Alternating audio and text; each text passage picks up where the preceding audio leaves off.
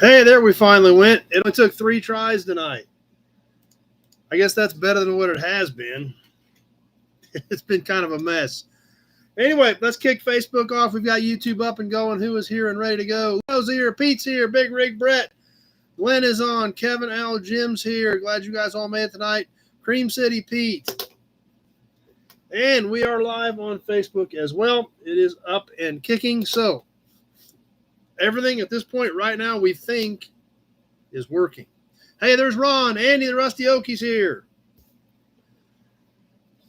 Anyway, glad you guys made it back for another episode.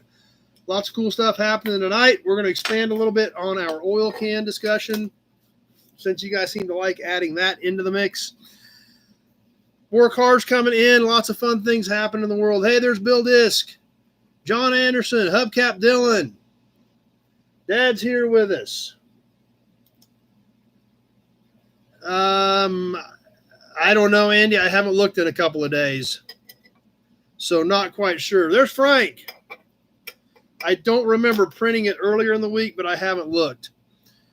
But real quick, before we get too deep into anything, speaking of payments, hey, Scott's here with us. JP's on. Kenny Peterson.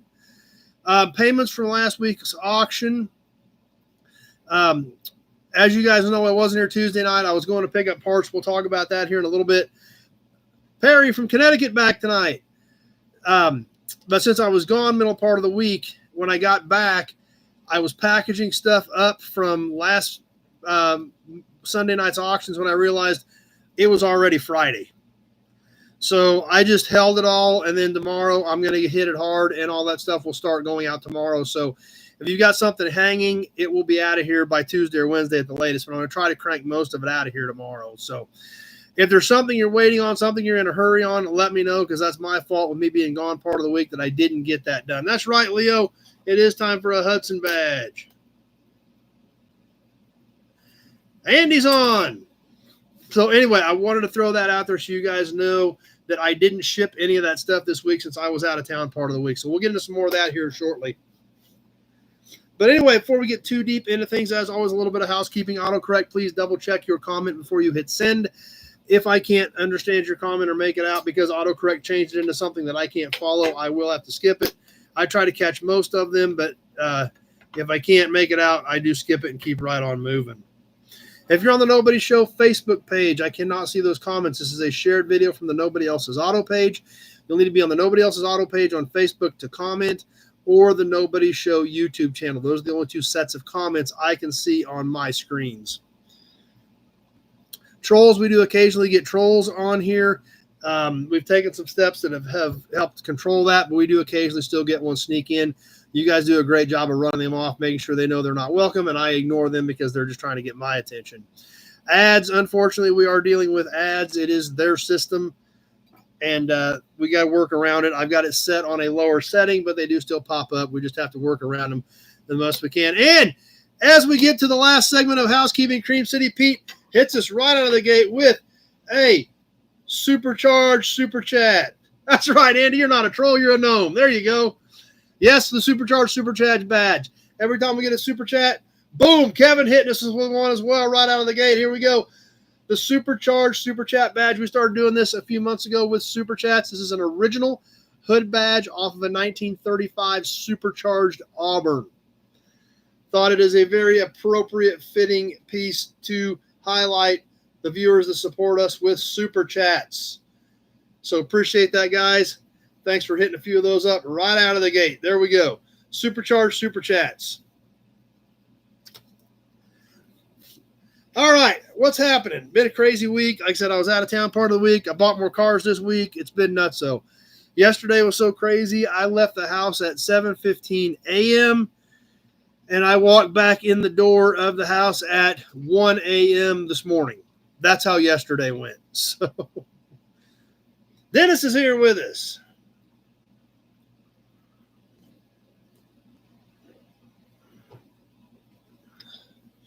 But as you guys see Bill and Pete chatting about their parts, what they're finding, things like that. Mike from Texas, we did get together again this week.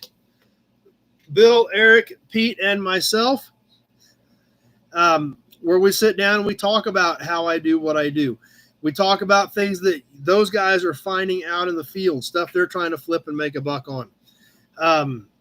And in some instances, there's been a few instances I've suggested guys don't buy something because, Bill found a huge load of stuff here a few months ago with a ton of volume, but very little value. So we talk about all that stuff in that group. So if you guys are interested in getting into that group, what we talk about, talking about specific parts, things these guys are finding, how I do what I do, hauling, buying, transporting, storing, marketing, packaging, shipping, all that stuff, we get into that in that Nobody's Premier group. So if you're interested in that, look at joining that membership group, and we get together a couple times a month and go over some of those specifics. So big save on that one. Yep, that's what happens sometimes. Just because there's a lot of parts there, it doesn't do you any good if it isn't anything you can sell. So we're having a lot of fun with that. So if you're interested in joining that group, be sure to jump on. Pete has started a group text with that group as well as the membership group. When we get on the lives, you have to be in that membership group. And once you're in that membership group, you can go back and watch any of those videos at any time if there's something you missed. So. Dilly, yeah, it's a trailer cap, John. Yep, Pete got that too. Yep, it's and they're a neat little cap. I think I've got one out there actually. But yeah, it's a cute little cap. But that's what it is. So anyway, we did another round of that. We usually get on about an hour at a shot. I don't blame you, John. You kind of have to. So that's right. Rico put one on that trophy too. But having a lot of fun with it, and these guys say that it's been pretty beneficial to them, just like that one load that Bill didn't buy was probably a good idea. So sweet, Brett. That sounds kind of funky. Anyway, what else has been happening? Mecum Monterey. Well, actually, Monterey period was this weekend. I looked at a little bit of the Mecum results late last night. Obviously, when I didn't get out of here till 1 o'clock, I didn't have a lot of time yesterday to look through the results. I did look at some stuff that from Mecum Monterey. Wicks was there. I have not talked to him. He texted me the other day on his way out, but have not talked to him in person to see what his gut feeling was for the way things went at Monterey this weekend. Like I said, I flipped through some of it. You can go to their website and log in and look at some of the stuff from Monterey. There were some big ticket cars that didn't sell. There were some big ticket cars that did sell. There was a decent amount of bid goes on a lot of this higher dollar stuff, but there were a few things that did shock you. So, flip through some of that stuff and see what you think. Like I said, so many cars there that it's hard to go over everything, but some really cool stuff and a lot of big ticket stuff that's just kind of fun to check out. So, yeah, I've seen that one, Glenn, but I think that car sold for a little over $3 million at Houston or Dallas like 3 or 4 years ago. So that doesn't surprise me if they didn't have the money on it, because I think it was one of the Texas sales. I remember it was Houston or Dallas that car did over 3. So that one didn't surprise me that that they didn't cut that loose.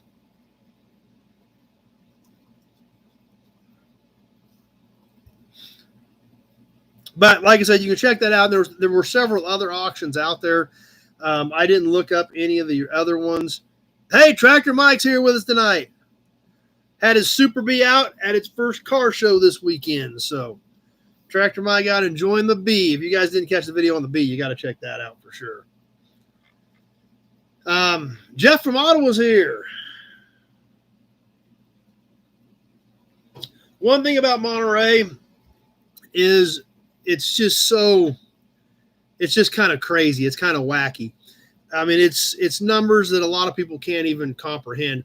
One time we were waiting for the shuttle at Kansas City at Mecum, and it was the end of the day, and some of the Mecum guys were standing there. We got to talking, and Dad asked them, what their favorite auction was and what their least favorite auction was. And they said, Kansas City is actually one of the staff's favorites. just because of where it's at, where their hotel's at, the food, the people, and everything. It's really good. But it's kind of surprising. Monterey, you look at the results of Monterey, 59 Porsche didn't sell at 3.2 million. 63 Ferrari didn't sell at 2 million.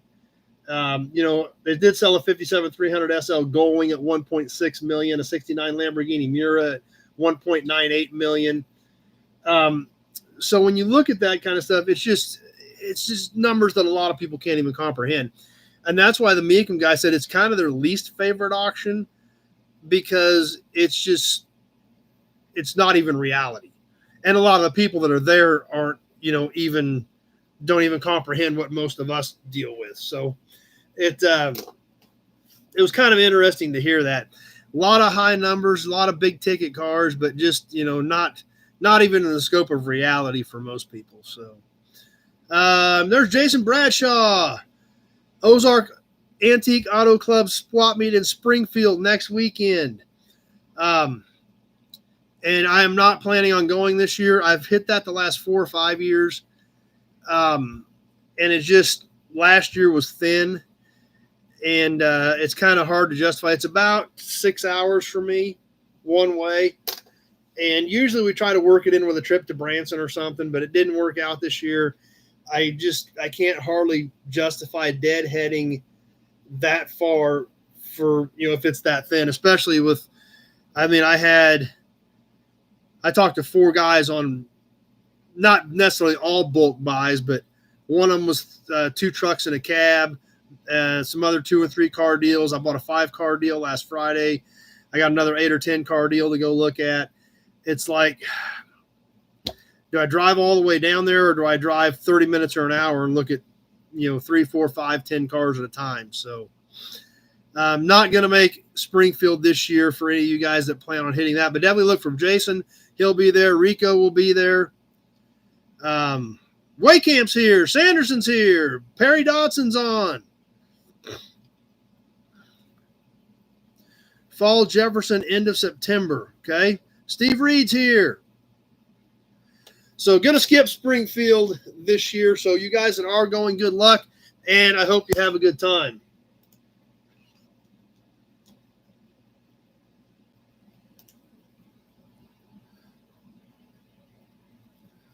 Something we started to talk about last week that I want to touch base on again. The auction format that we're doing here, where we just grab something, throw it out there, and we sell it and do a couple things and keep moving and kind of work it throughout the night. We had a comment about going back to just doing a block of auction stuff. We touched on that last week. I didn't hear any feedback one way or the other. So keep that in mind, guys. We talked about maybe putting a questionnaire up on the No Buddies page to see what you guys thought of it and get some other opinions. We talked about we can kind of do it 3 ways. We can continue what we're doing, where we sell 1 or 2 things, 3 things, and then go do a couple more segments, then catch a couple more things, and kind of work it throughout the night.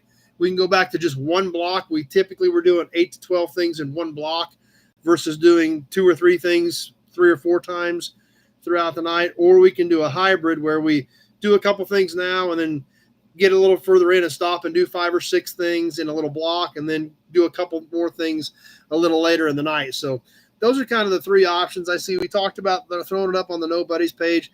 I didn't see any discussion on it there after last night. I haven't looked at it in a few days. But there again, this shows what you guys want to do. So you guys let me know what you think on how you want to participate in the auctions here that we do live on Sunday nights. So if I don't hear anything any different, we'll kind of keep working with what we've got. But if Bill's on a fire call. Hope it's not too bad. But there again, you guys let me know what you think, and we'll kind of see how things go from there. Now, what else happened this week? Like I told you guys, I was out of town. We skipped Toy Tuesday because I was on the road. I had to run to Kansas City. I picked up a whole bunch of stuff I bought like in January, I think. Yeah, probably ought to go get that stuff, right? So I brought a full truckload back. Got back late Thursday, late afternoon, early evening Thursday, or Wednesday. Everything's kind of blurring together. Hey, Whiskey Business, Zach's back. Glad you made it back for a bit, Zach. And so that kind of torpedoed the middle of my week. But like I said, this stuff had been sitting there for a long time. It was up in Kansas City, and Dad had a slot machine up there getting worked on, so I had to go pick it up while I was going. But like I said, I needed to get this stuff hauled home because it'd been sitting there a while, and I had a lot of money tied up to it. It was all new old stock stuff, and it ain't doing me any good sitting in an attic in Kansas City. So I ran up and got that stuff hauled in, brought a pretty full load back. So great, John. We have a lot more of that coming. I'm glad you guys like that. While we're on that, since we bought this massive literature collection that we've been checking out on here on Sunday night, I am incorporating those brochures into the car videos. So there's going to be a lot more of that coming, John. So stay tuned. I'm glad you like it because there's a lot of cool stuff in there. Just like the Lincoln video that we posted last night or Friday night, where it talked about the self-lubricating system. I seen that little can under the hood, but when we got the sales brochure opened up, it actually pinpointed exactly what it was. So there's a lot more of that stuff coming, John. All the videos we shot here over the last couple months, which there's a bunch of them, a lot of them are utilizing sales brochures for more information. And the reason I started doing that when we got that huge collection of them is that I think it adds to the content. We learn more about the car. We learn more about how they were equipped, what was an option, what maybe wasn't an option, things like that. So lots more of that coming if you like that one, John. So anyway, I got home. I still ain't got the truck completely unloaded. I got the big stuff out of the truck because I had to. There's still a bunch of boxes and totes and things in there. But I guess I can show you the back of the truck when I got home. I mean, I had her stacked pretty full, all strapped in there. So I had to get it out of there because I had to go haul cars and stuff. But there's still a bunch of boxes up in front of those big boxes I haven't even unloaded yet. I drug the big stuff out so that I can at least use the truck, and then got going on that. So, but it was cool. I can't wait to go through all that stuff. If you're a Dodge truck guy, you're absolutely going to love it. There's no doubt about that. Because there's a lot of cool stuff in there. So I don't even know what's all in there because I haven't even gone through all the boxes. But it's here finally. So it's way better than it's sitting somewhere else where I can at least look at it when I get time. I couldn't even look at it before when I got time because it was too far away. But it was a quick trip, but it was a good trip. I got to see some friends in Lawrence, hung out there for a little bit, went on up to Kansas City, loaded up Wednesday morning, and got headed back. So that's kind of what I did there. And then the end of the week, obviously, we touched on this a little bit last week. F&E Collector Auto Auction, September 27th. That is gearing up fast. I shot some cars at the end of the week last week. Several cars will be going up on the website probably tomorrow. See, there's if you're an F-body guy, there's some really cool stuff going up tomorrow. 02 Trans Am WS6 with 5,400 miles on it. 85 Trans Am 305 5-speed with 5,800 miles on it. 78 Camaro Rally Sport with T-tops. The 75 98 Coupe that Dad had, it should be going up tomorrow. There's a couple cars on there already. I've got several things lined out this week that I've got to get to work on. So hopefully by the end of the week, there's going to be a bunch of cool stuff on there. We'll see. I've got a gorgeous 73 Caprice two-door hardtop coming that we got to get shot this week. So some fun things happening. Now, it's September 27th on a Saturday. We do open up Friday evening, September 26th at about 4 o'clock. The beer garden will be open Friday evening. The barbecue trailer will be there. And hopefully some of you guys can make it. Rico and Jess are planning on coming out. Pete's talking about coming out. Austin came out last year. I don't know if he's going to try to make it again this year or not. But something to think about. September 27th. And Yeah, and hopefully we've got some great stuff lined up. So hopefully things keep pouring in once things start gearing up. That's typically how it happens. I mean, we've had cars roll in at 3:00 on Friday afternoon that we didn't even know about. So it goes all the way up to the end, but we're still we're gearing up hard, and that's going to definitely affect my schedule. It's already started to affect my schedule a little bit. Even got a tractor coming this year. And if you like little tractors, like garden tractors, I got the coolest little garden tractor coming you've ever seen. It is literally like garden tractor size, like would fit in the back of a pickup. And it's on tracks with a blade. It is like literally a miniature Caterpillar. So if you want to feel like you're a big dog running a cat in your garden, this is what you need. It's an antique. It's like early 50s, and it is super killer. But it literally is a track garden tractor from the early 50s. It's restored. It runs. It drives. I don't have pictures of it yet because just a quick one I shot on my phone. But he's going to get it out, and we're going to shoot some pictures on that thing. It is super cool. It is super funky. And if you're a garden tractor guy, this thing is awesome. That's right, Waycamp. It may end up in Tractor Mike's garage. You never know. But it's super cool. I do know that. I can't wait to see it. We're going to do some video on it when he gets it out. He's going to get it out and zip it around his lot and run it, and we're going to video some of that. So it's I'm actually excited about this thing. I'm sure there's some out there, but I've never really seen one. I don't know much about him. But it is cool, and it is funky, and we're going to be rolling it across the block at the F&E Collector Auto Auction. So check your calendars, guys, September 27th. My schedule that week is insanely crazy. But, usually with Rico and a few other guys that show up, they usually kind of congregate together and have some beer and have some barbecue and hang out, and you never know. So at the end of the day, we'll see if any of the nobodies are taking anything home. Lance is here. But regardless, it's a great time. We have a lot of fun. We've got a big group of guys that tailgate every year. They've got Blackstones unloaded out there on the end of the building, and they're out there cooking eggs and hash browns and sausage and stuff at 7 o'clock in the morning, getting ready for the auction, drinking Bloody Marys, getting ready to go.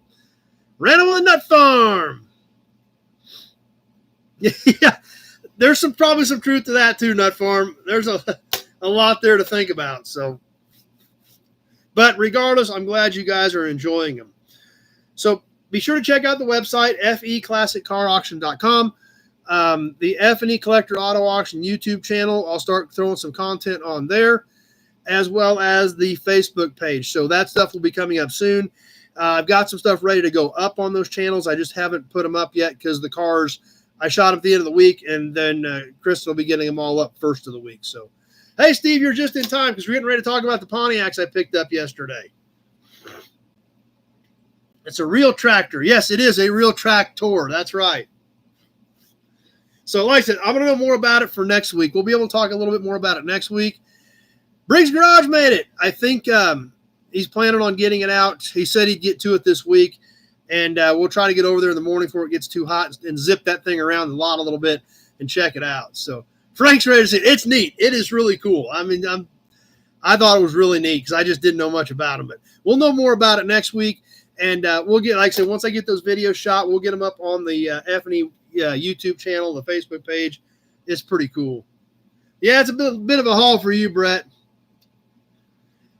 So anyway, that's what I spent a lot of time on at the end of the week, and there's going to be a lot more of that coming up because we're 5 or 6 weeks out, and this is when it starts cranking. So anyway, check out the website, check out the YouTube channel, subscribe to it, hit the Facebook page.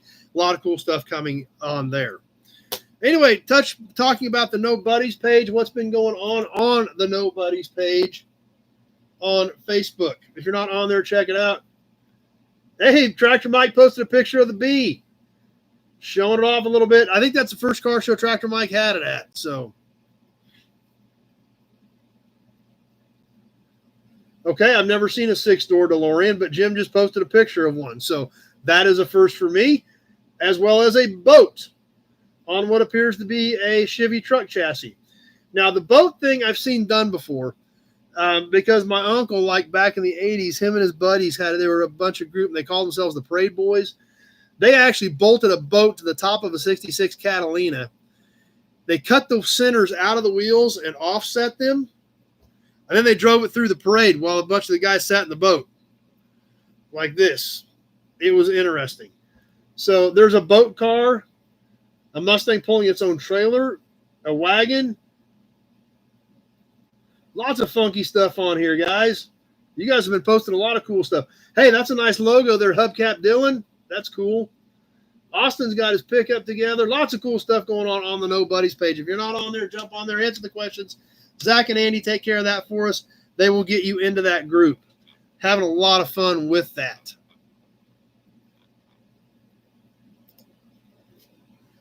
So anyway, what? Yeah, you're sneaking around the pile. Yes, you're sneaking around the pile. Maybe you should stay down tonight. Meow. Meow. Meow. Meow. Speaking of, who wants to kick a few auctions off right now? Starting with you. Yes, we'll start with you. Meow. Meow. Who wants to kick a few auctions off and get rolling on it? Before we talk about new inventory. Hey, Big Job made it tonight. I was thinking about you this weekend, Big Job, getting ready to new inventory. I was thinking about you and Steve both hauling cars in yesterday. All right, let's find a couple things to sell real quick. We're going to go 90 seconds on these as we usually do. I will tell you when 30 seconds has passed. I will tell you when 60 seconds has passed. And at 90 seconds, the high bidder that I see on my screen, I will announce the winner. I will be watching YouTube and Facebook both. So if I announce a bid you don't see, it's probably on the other format. 60 on the cat. Are you worth 60? I doubt it. Yes, you. What do we want to do? I got a pile here. Let's find something cool. What? Oh, something real quick, guys. I wanted to show you these. I bought a box of these. I've got about a half a dozen sets. So I was going to offer them to you guys first on drive-in speakers. Any of you guys like drive-in speakers? This one it just says literally drive-in right on it. Commonwealth Theater on the back of this particular one.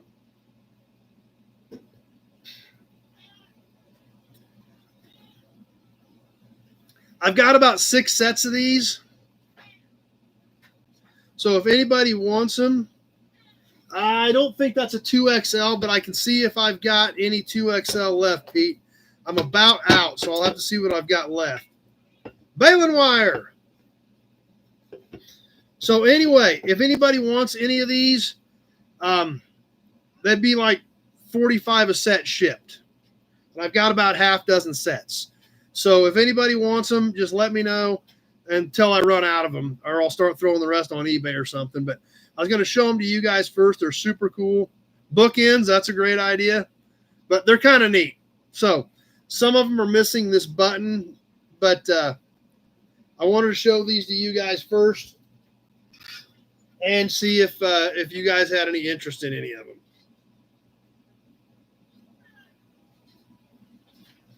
So like I said, I've got about half a dozen sets. First come, first serve if some of you guys want them. But I've been meaning to show those to you.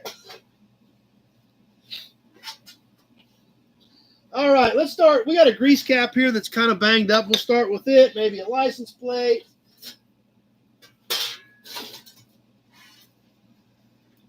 And we'll get rolling on a few auction pieces before we get into new inventory. 45 a pair on the drive-in speakers. So, like I said, some of them are missing the button, but none of the housings would be busted. I don't think any of the housings were busted. Hey, Alan's here with us. So I'll do 45 a pair for you guys. Let me know if you want any. You want 2 sets or 1 set? Big job. Because that's a pair. So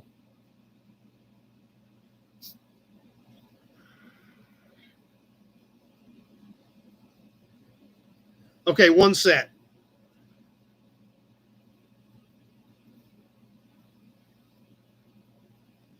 I'm going to write that down so I keep track of them. Email on the speakers. Or if you want some baling wire, just tell me how many you want and I'll mark you down. And then you can always, I send me a check or whatever you usually do. So perfect, big job. Sounds good. I got you down for a pair. So anybody wants them, I just started making notes here on the bottom of my auction notepad. Baling wire wants 1 pair. Okay. Since I don't have a ton of them, that's why I'm trying to make sure I keep track of them. So if anybody else wants a pair, let me know, and I'll add you to the list and set them aside for you. Hey, there's Alec.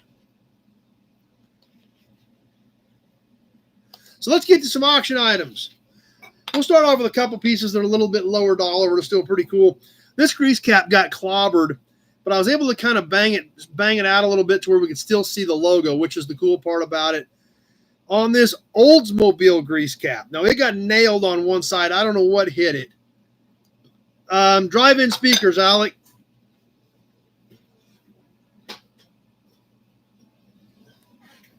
Oh, the old drive-in speakers. Hey, Kevin made it. So I got about a half dozen pairs of these in an auction a couple weeks ago. So they're 45 a pair for you guys on here for anybody that wants them. So I've got about half dozen sets. We've got a couple sets of them spoke for at this point. So just let me know. There you go. That's a good idea, Hubcap. All right, let's get to this grease cap. Like I said, this thing took a beating, but kept on ticking. On this Oldsmobile grease cap. Now you can see it got clobbered pretty good over here. It actually kind of laid this over the O, and I put it in a vise, and I just took a chisel and just kind of lightly tapped on it and peeled this edge back. So we can see the logo, but it got whammied pretty good over here. It's kind of a nice ornamental looking one with the ridges on the sides of it. But it's definitely not the best one we've ever had. We can see it in the back. But I don't know if we've done any of these Oldsmobiles or not. This one, since we couldn't see it over here, I think we're on Facebook, Alec. It shows we're up and live, so we've had a few people comment on there, so I think we're up and live. Who knows? So like I said, this is not one of the higher dollar grease caps, but it's still kind of cool that we can see the logo. So anybody want to get us rolling on this one? Oh, that's weird that you guys couldn't find it because it shows up. It shows live. That's right. YouTube's where the party's at. I mean, it still shows everything. Yeah, even like my analytics are scrolling. Timer's still ticking. Yeah, I don't know what's going on over there. Ron started us off at 5 on the Olds grease cap. Alex getting a little thirsty. Let's kick the timer off on this thing, get it rolling. See if anybody wants it worse than Ron, even though it is kind of clobbered. But there you go, Alec. Joe couldn't find. That's weird. Let's give you an Auburn badge, too, while we're at it. Yeah, I mean, there's only a few people that ever get on there. And it's all still, I mean, the timer's running. That's odd. I don't know what the deal is. Oh, well, you guys made it over here at least. So, Ron at 5 on the banged-up Oldsmobile. 30 seconds gone.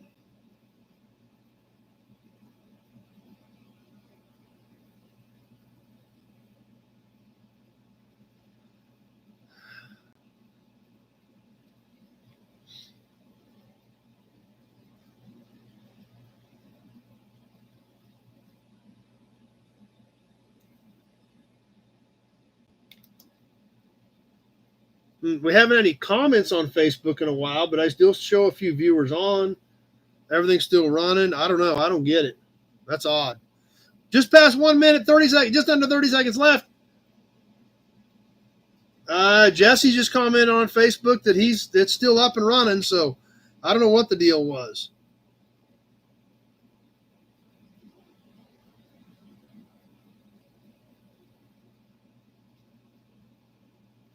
Zach, 10. And that does it. Nut Farm had a 10 as well. They came in just at 130, but I already had Zach at 10. Rusty Okie had to exit and get back on. So Whiskey Business, Zach at 10 on the little Olds grease cap.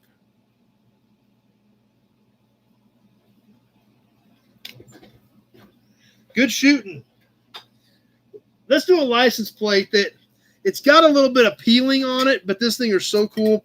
I've kept a couple of these because I love the graphics on it. Kevin Brown wants a set of speakers, okay?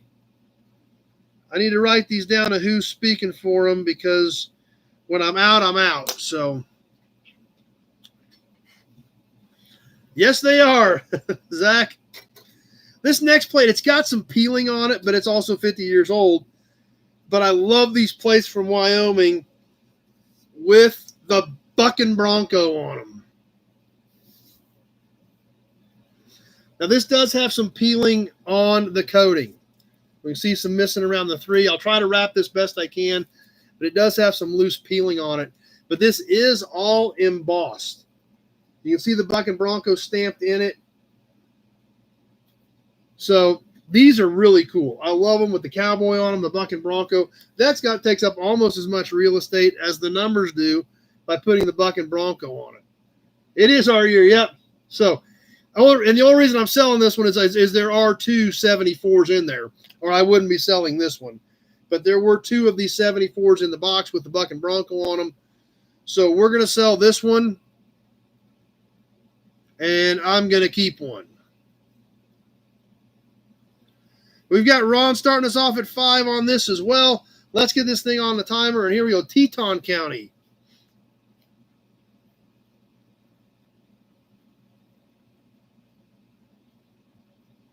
Alec, 8. Says Balin Wire, 35. Oh, Balin Wire coming in with a knockout punch. 35 from Balin Wire. Let's see if anybody else is serious on this particular one. 30 seconds gone. Yep, Scott just made a comment, just chilling on Facebook, so it apparently still working, so I don't know why it wouldn't show you guys where it was at. So, but regardless, you're here, we're ready to go, we're ready to have some fun.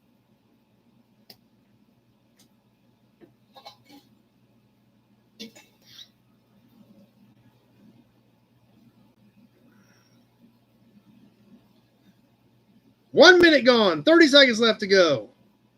I don't know if anybody's going to play with Balin Wire on this deal or not.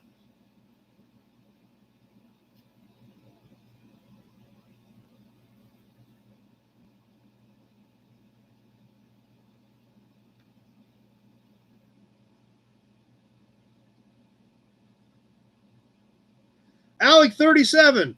Allen's back on over there. Big Job, 40. Balin Wire, 45, and that does it. Zach had a 45. Balin Wires came through as it was rolling to 120, from 129 to 130. Zach had a 47 that was too late. Balin Wire got it done at 45.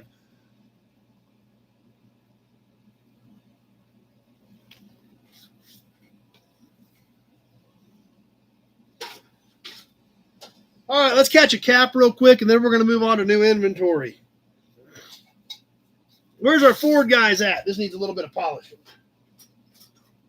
Get a little more shine. Oh, yeah. Let's get a little more shine out of this. I think we've done 1 or 2 of these in the past. This is great for the Ford fans. If you like Ford memorabilia, this is pretty cool because it says Ford right across the middle of it. This is a Falcon cap from the early 60s in stainless. These were available in painted or stainless. This is the fancier version in stainless. One pretty good whammy right here. Other than that, this thing is original. Black paint in the Ford letters. You can see how shiny and smooth this thing is here. Just this whammy right over here on it. On the back, you can tell where they were packing their wheel bearings and sitting the greasy bearings down into the side of the cap. We do see the Ford letters stamped inside of this one. This cap is about 9.5 in diameter on the little Falcon cap. You can see it's almost got a mirror finish on it. So if it wasn't for this whammy, it would be a beautiful piece. But it's there, but it's a good looking stainless cap with a nice shine for our Ford fans. Whiskey Business slapping his sunglasses on. I was done surprised at all that you've got this one, Alan. You got all kinds of Ford stuff. Let's go ahead and get this one rolling on the little Falcon cap. Alec 15.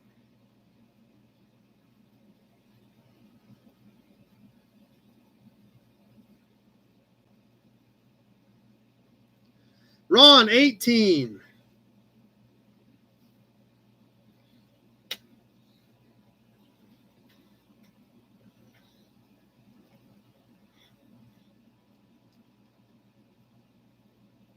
$30 gone.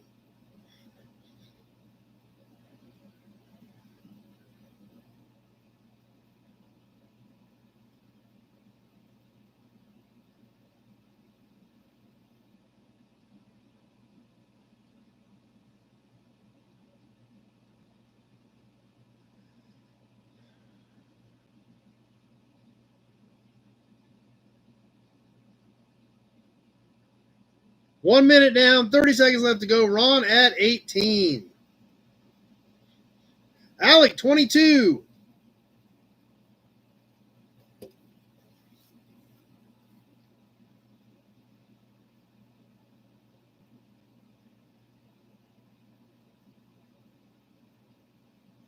About ready to wind it down. Alec at 22.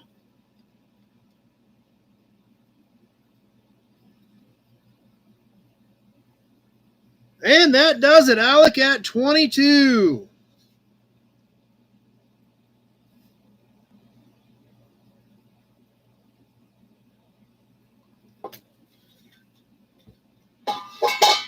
All right, let's keep moving on to some new inventory. We got a lot of cool stuff coming up, so stay tuned. New inventory. I picked up 4 yesterday. I told Steve to pay attention. We're going to have a Hudson badge here right quick, but new inventory. 1963 Pontiac Bonnevilles. 1 4-door hardtop, 1 2-door hardtop. The 4-door hardtop is pretty much gutted. Not much left of it. It was a package deal with 5 cars. So I went ahead and grabbed it, but not much left of the 4-door hardtop at all. However, the 2-door hardtop is mostly there. The back glass is gone, but the 2-door hardtop is pretty much intact. I actually didn't have any full-size 63 Pontiacs, believe it or not. So I got 2 of them now, even though one of them is nowhere near complete. But there again, at least it's stuff, when I didn't have anything, it's always good to add something to those holes. So when people call, you at least may have a possibility of being able to help them with their project. So a pair of 63 Bonnevilles hitting the ground. And the one I was thinking about for Big Job, 1977 Ranchero GT. So right in the air of Big Job's LTD2 coupe. The Ranchero, not a terrible car.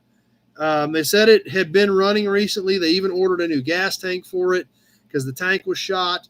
They had gotten it to fire on just a prime can and ordered the tank, but that's as far as it went.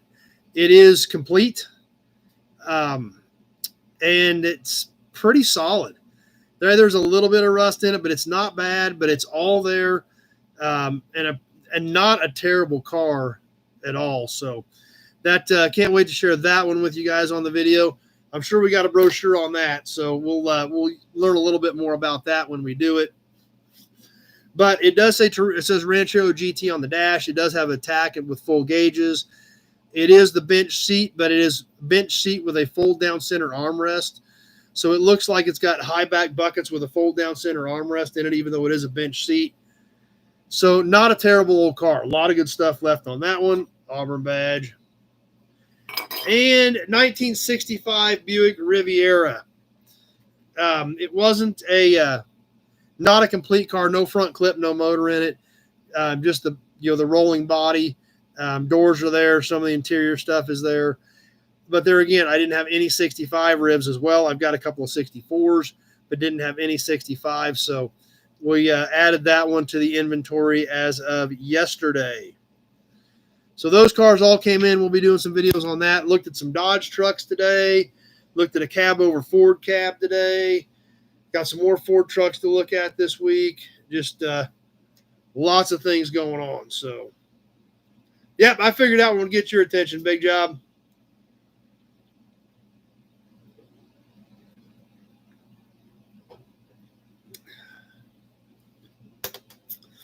But anyway, let's get to some badges, caps, promo models. Cans, we're going to spend a little bit of time on here a little bit later on as well. The raffle, let's talk about the raffle actually real quick while we're here. This month's raffle, who liked the thumbnail? Did you guys see the thumbnail? I posted it a little bit late today. 48 Ford. But it's not a complete truck. It's just a cab. Kevin did. So did you guys like the thumbnail for this month's raffle? I'm curious. I'm curious if you guys think it's funny or think it's cheesy. But I thought it was kind of funny, so I went with it. So, because who doesn't love valve covers, right? So we're giving all 4 of these away this month. Buick, Mercury, Chrysler Spitfire, and Cadillac. All 4 of those are going on this month's valve cover raffle. Heather's staying here. Pete likes valve covers and headlights. Good call, Pete. Let's have a Hudson badge for that. I do not have any Chevettes, Brett. But anyway, we've had pretty decent response. If we do get a few more... if we do get some more entries, we may give away a single valve cover. We'll see if things... We got a solid start on this month's entries, but, we'll see if that continues, whether we're going to add another piece to it. Of course, we will draw a second name at least for entries into the next month's raffle. We always do at least that. But who's in already? This is from the last couple of weeks. So for August, we've got John Sanderson, Tony Napoli, Tim B., Mike Winter, Eric Roseberry, Randy Ellenberger with a Nut Farm, Ron Levesque, twice, and Michael Glagola. So if you guys thought you were in for this month's raffle and I did not read your name off, get with me to make sure we don't miss you.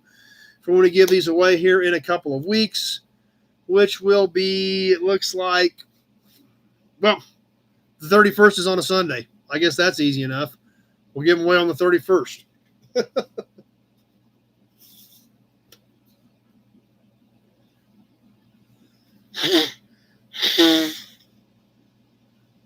Valve cover races at the next gathering. That's a good idea, Balin Wire. That might be a possibility. I never thought of that. So anyway, that's who I've got in. If you thought you bought in and I didn't read your name, be sure to get with me so that we don't get that mixed up. How about a badge for tonight and a brochure? Let's get some of this stuff ready to check out.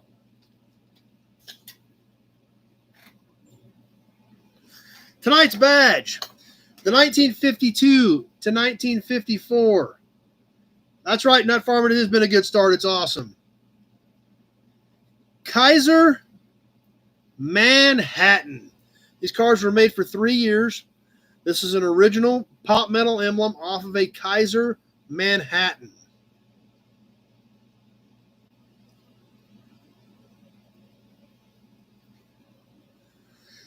It is a flat emblem stud mount.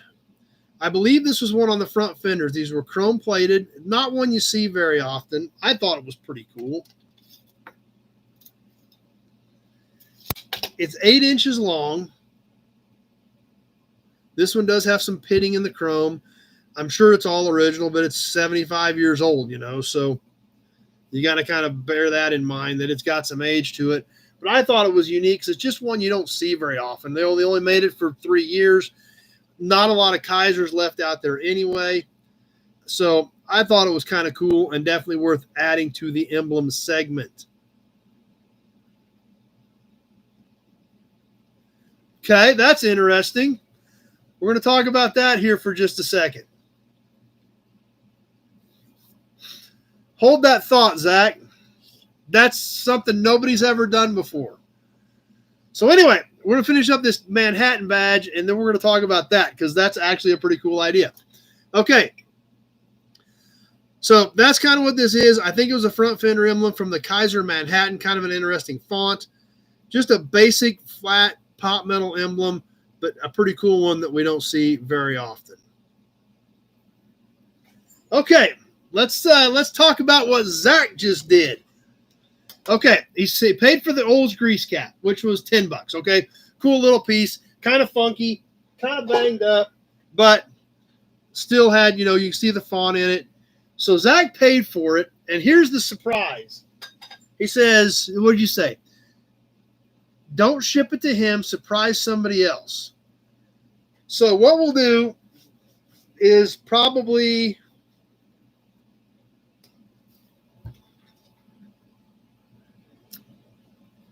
I think what I'll do, you tell me if this is cool with you, Zach.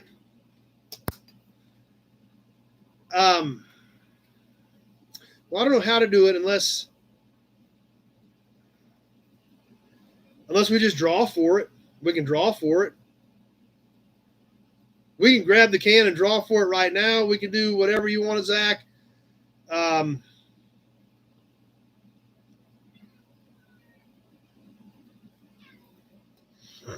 Yeah, that's right. Big job. A raffle prize. That's why I was wondering we could draw out of the raffle can.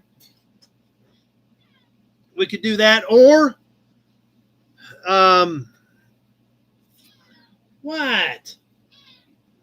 We could start. We could use that for the second name out of the can here in a couple weeks. Do you want to use it for a raffle deal? Because I remember you did that before. Big job. Spin a wheel, but how do we put a number on it? Unless everybody picks a number and then we threw a number out of the draw for it, or throw it in an order randomly. Okay, we can do it 2 ways then. Because I was thinking about throwing it in with somebody else's order. I can take all of the, and this is going to be up to Zach. I can take all the PayPal receipts when I print the PayPal receipts. Or Zach could pick a number too. That's a good idea too. I could put all the PayPal receipts in all the envelopes I get over the next couple days and just reach in and yank one out, and it could go in that box. We could add it to a second prize drawing for this month, or like Big Job says, everybody right now can post a number, and then Zach picks the number, and then he tells us who was closest.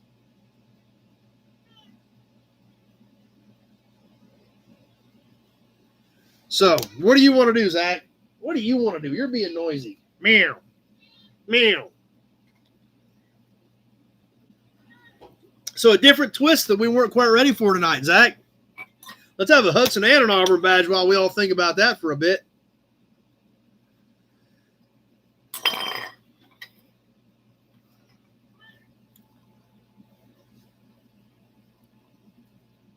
And I will get the brochure out.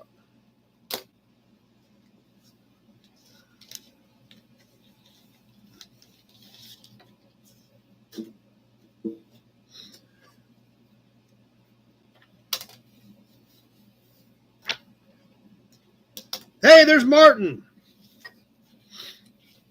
We've got kind of a different brochure tonight. I haven't seen this one. The number thing sounds fun, okay? Perfect.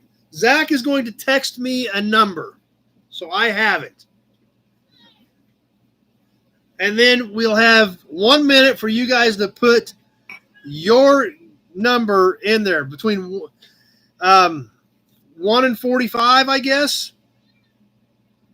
What?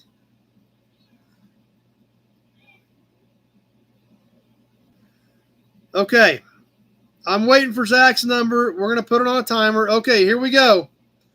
Are you guys ready? So, I guess, is it the first time I see that number, Zach? You want it to be the first time I see your number, the winner? Is that what we want to do? Okay, the first number I see, everybody gets one shot. The first number I see, the match is Zach's, is our winner. We're on the timer. We're going. I'm watching. Don't have it yet.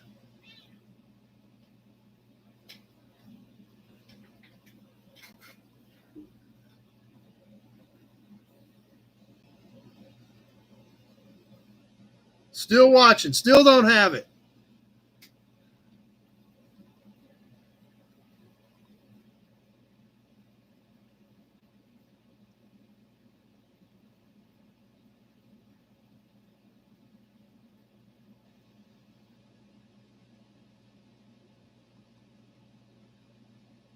We're getting close. We've been all the way around it, but we don't have it yet.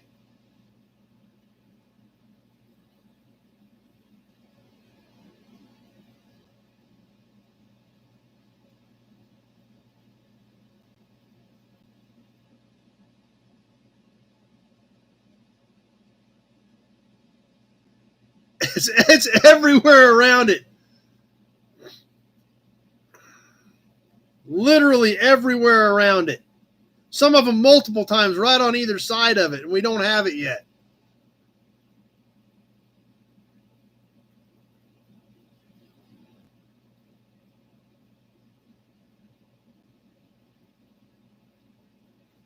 Holy cow. We still don't have it.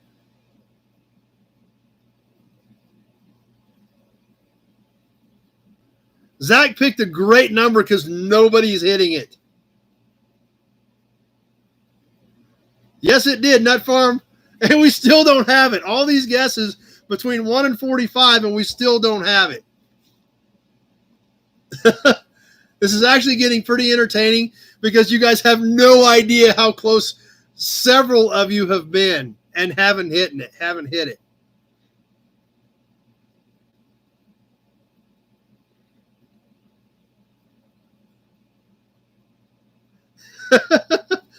We still don't have it.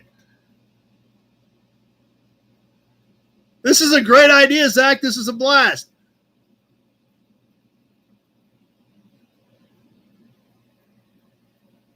We literally have still not gotten it.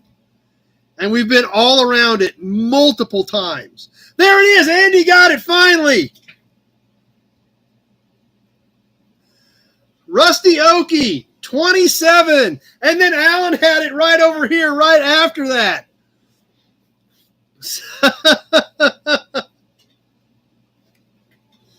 Wow. I swear I saw 28 5 times. And nobody grabbed 27. That took almost 3 minutes. And Alan was right after it. I seen it over here, and as soon as I seen that pop up, I had about 3 or 4 more over here, and then I seen Facebook flash, and Alan had it right after it. That was fun. That was a blast. That was a great idea, Zach. That was a good time. So I'm going to put Andy's name beside that.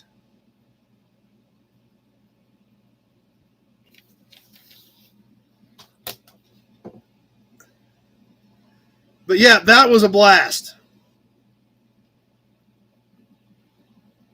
That was a great idea, Zach. You've done that a few times, had some fun stuff that we've been doing.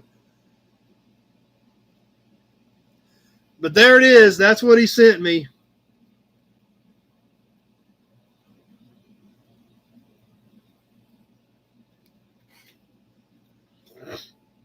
So that was close. Actually, the funny part about it is Andy got it, then Alan hit it, and those are the not only are those two guys that got it like that, they're both in Oklahoma, right down in the same area. So, but I know I saw 28 4 or 5 times. I saw 26 several times. $1 a guess. That sounds like a great plan. That's right, Jim. We forgot all about that. The supercharged super chat from Big Rig Brett. It got to scrolling so fast. I meant to get back to that. Thanks for reminding me, Jim, on the supercharged super chat from Big Rig Brett.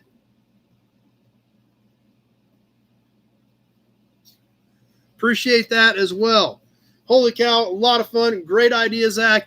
Anytime you guys want to do something fun like that, it was a great idea. We can slide that stuff in. Hudson, Ann, and Auburn, I think that's a great idea. Because that was a blast. I do like the $1 a guess thing, though. That would have been great.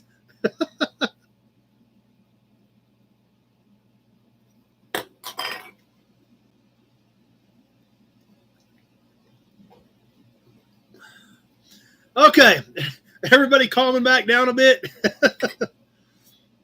That got a little exciting, but it was fun. It's the whole purpose of this. Tonight's brochure is definitely a little bit different. We're going to do the brochure. We got a cap to do. We're going to sell a few more auction pieces. Promo model. Oil cans, we're going to spend a few extra minutes on tonight. Since you guys liked that segment last week, I want to get into a book I want to share with you guys and spend a few more minutes on oil cans tonight as well. So just a heads up on that. That would have almost covered an adoption. Yep. Oh, look at that. Another one from Big Rig Brett. Boom, another supercharged super chat from Big Rig Brett.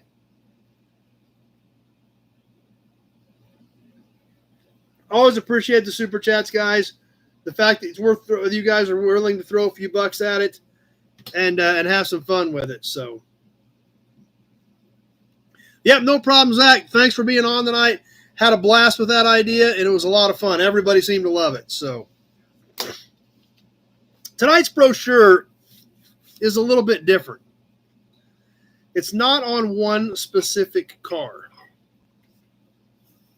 In fact, I don't think I've ever even seen this brochure. I'm not real familiar with it, so we're all going to learn a little bit. I kind of glanced at it, flipped through it real quick. But I did not realize that they actually had brochures for, and this is there. I've got other ones in here that I have found since this for Fisher Body. How many of you guys have seen these for Fisher Body?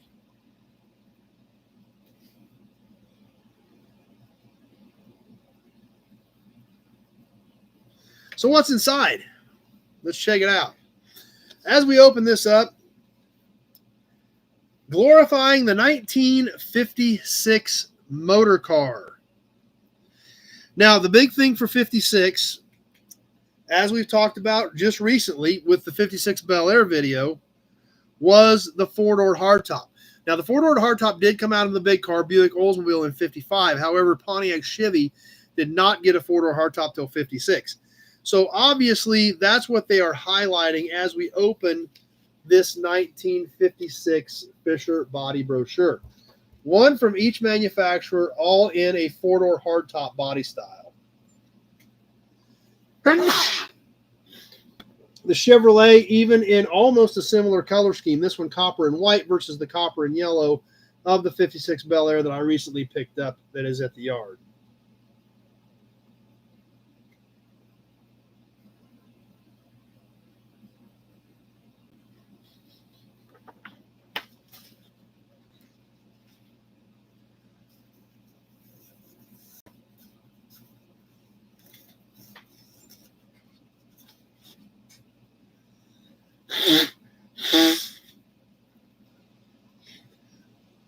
Highlighting all body styles of GM in this brochure.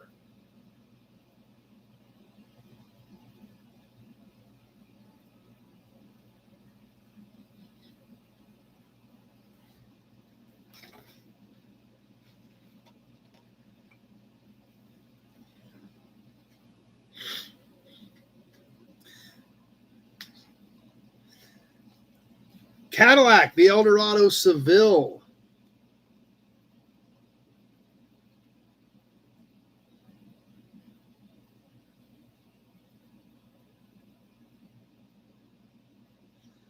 As well as some experimental prototype test type stuff. There again, this is highlighting Fisher Body. Hey, there's Mark. So they wanted to show off what they're working on, what you might see, different styles, cues, things that you might start seeing on your GM cars coming up.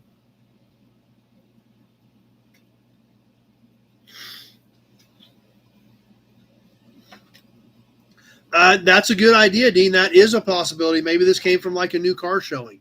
You know, when they have the big displays in big cities, that's a great idea. That very easily could be it. More design stuff on the next pages.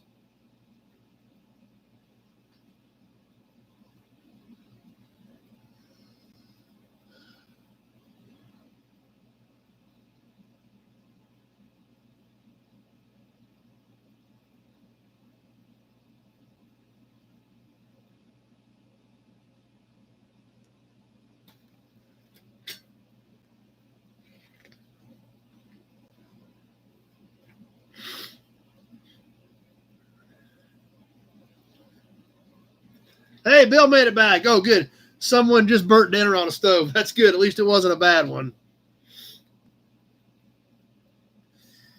The Guild Model Car Competition awards $90,000 in value, consisting of 734 awards, equally divided between 2 age divisions of competition. This was stuff that they did for boys who were interested in designing cars. Fisher Body did this stuff, had contests, had awards for kids that wanted to be designers back in the day.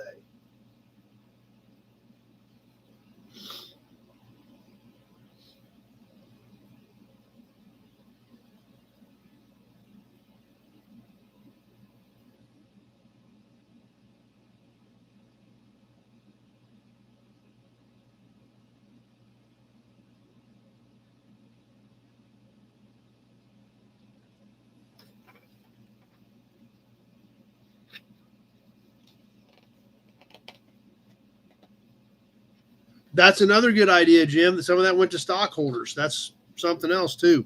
Some of Fisher Body's history going back a few days. What? What? Meow. Meow. Meow.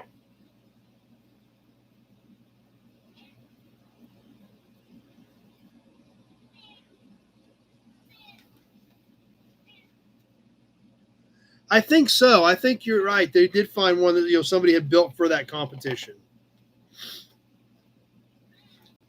And a little bit more history at the back.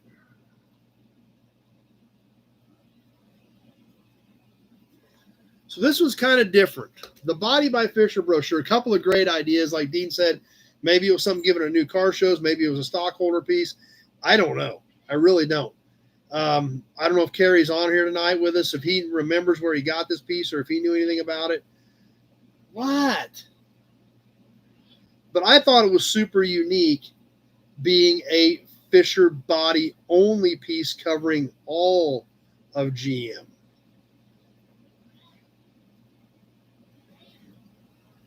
What? You're turning into a pest.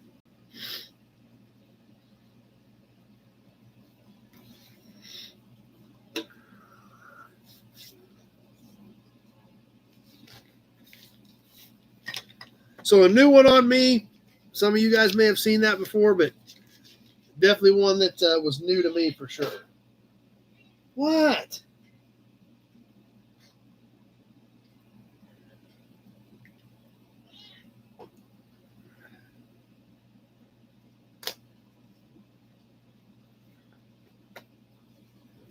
How about a hubcap?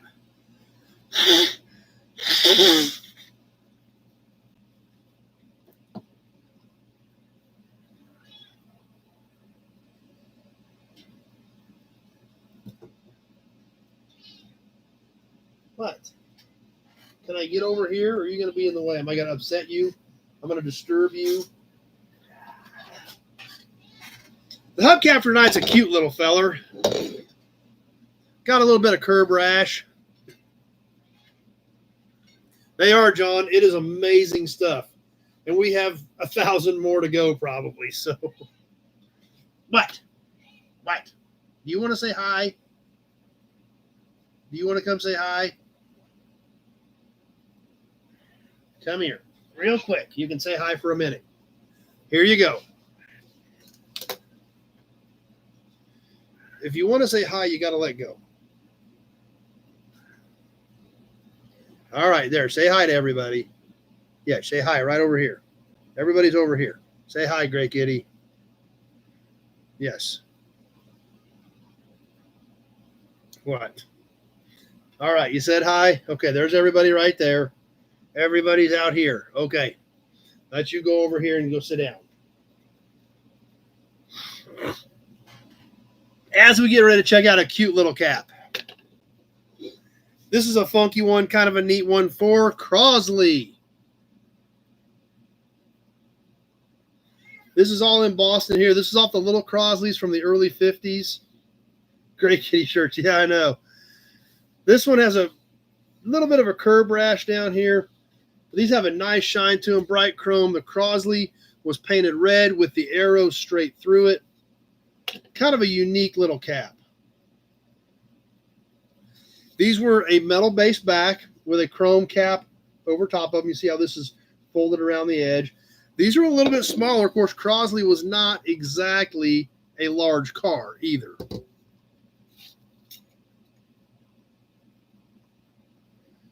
It's only about 8 1/4 across. So this is definitely kind of a different piece. Much smaller, but there again, it was a much smaller car. You can see how nice the shine is on this thing. You can see us right there. Look at that. Right in the reflection on the Crosley cap. So kind of a cute little dude, something a little bit different, and they're pretty cool. Like I said, this one, other than the little curb rash down here, it didn't dent it bad. It just kind of gouged, kind of scratched it up a little bit. But a cute little cap with the Crosley with an arrow straight through it. I got that one from the back wheel.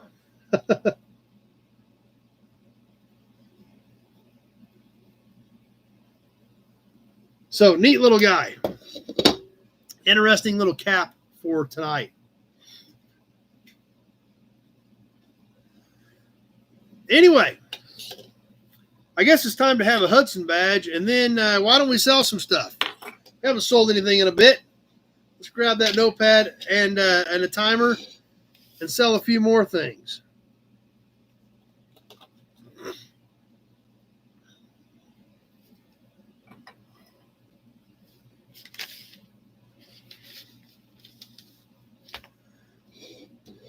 How about we start with, what do we got here? Man.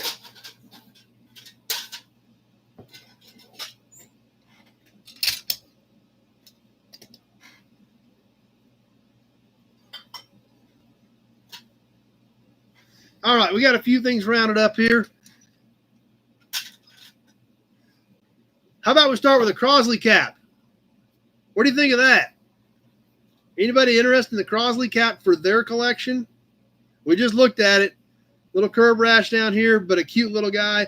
Smaller than most of these, but kind of a neat little cap. Apparently so, because the bids popped up immediately. Let's get her on the timer. 10, 15, 10. I guess there is some interest when 3 bids pop up immediately. VW 18. We're on the timer on the Crosley cap.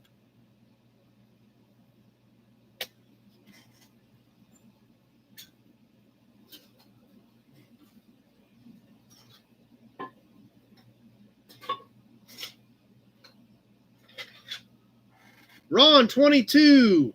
Nut Farm at 20. Kevin L at 20.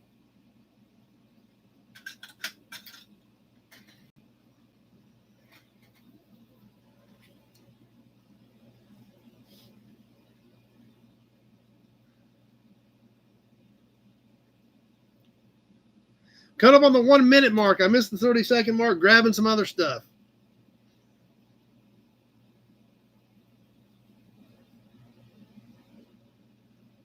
1 minute gone. 30 seconds left to go. Ron at 22.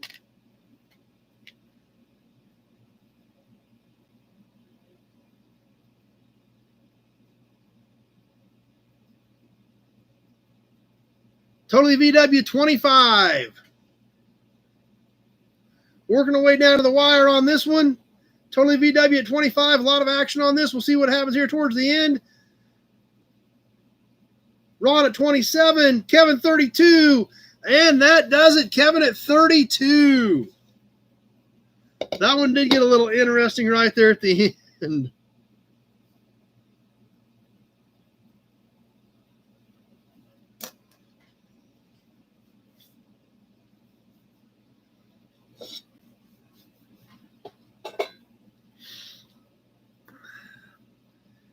All right, we got all kinds of cool stuff here. I grabbed a handful of stuff. I got something out that we haven't done any of these in a while. This thing's kind of cool. Remember, we've done some delete plates on here. You guys remember when we did some delete plate stuff? I got a delete plate. We got some toys. We got some caps. We got some plates. All kinds of neat stuff. John got a big delay tonight, so I guess that tells you something then. So we're gonna do this little delete plate thing, kind of a badge piece next, and see what you guys think. Some of these do well. Some of them people don't care about, but they usually look pretty cool. So we're gonna try this one. This is a Pontiac piece. So I think we got a few of our Pontiac fans on tonight. This is I think it's a clock delete out of a 69. Yeah, 60 full-size 69 clock delete. But it's a great looking piece. Look at this. This is plastic. It's embossed plastic. Kind of the gray-blue background. You can see where the arrowhead is embossed into it. This was bolted into the dash. It's kind of a badge emblem type thing. But kind of a cool Pontiac piece. It's kind of a unique deal. I don't know, what you guys think about this stuff. I know some of the other delete plates we've done are pretty cool. Ron's in at 10, so I guess we're ready to boogie on it. We're not messing around. Let me give you the sizes on it real quick.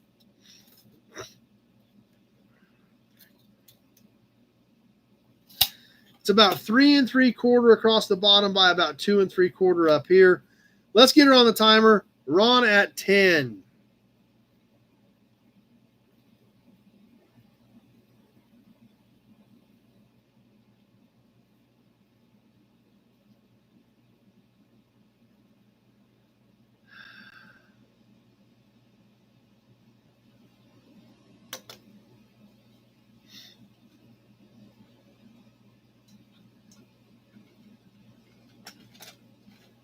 $30 seconds gone. 60 seconds left to go.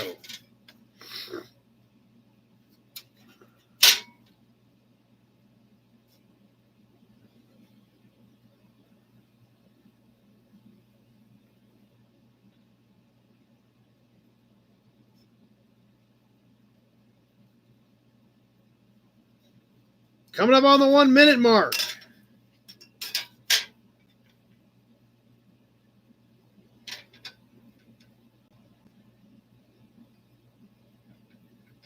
One minute gone. Ron's still our only guy on the little Pontiac plate.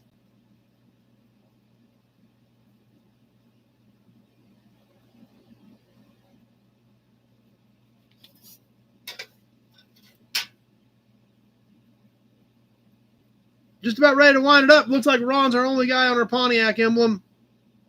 We'll see what happens here in a few seconds. Tony, 12. And that does it. Pete at 16, but it was too late. Tony at 12.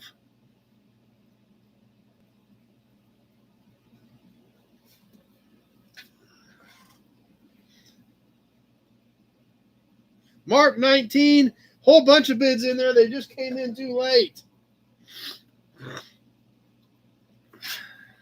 Hudson badge.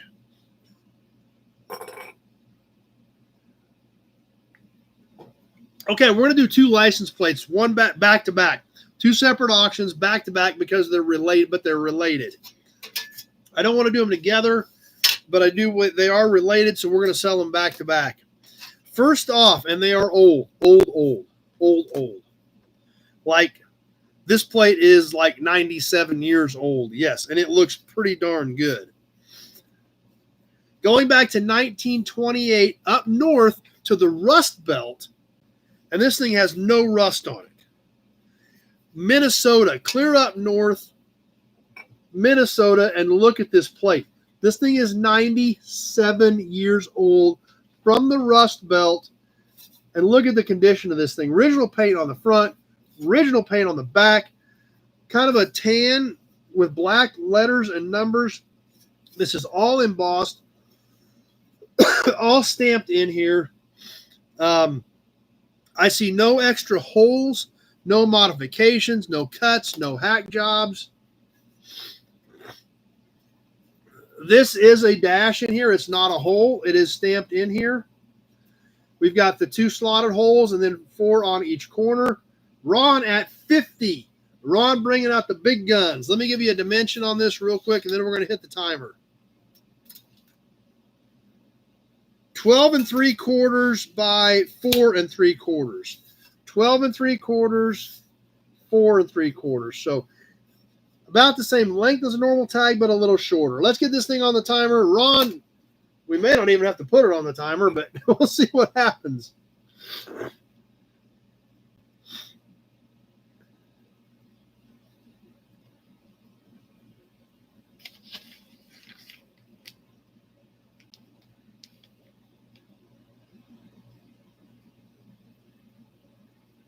There you go. Big job. Never thought of it that way.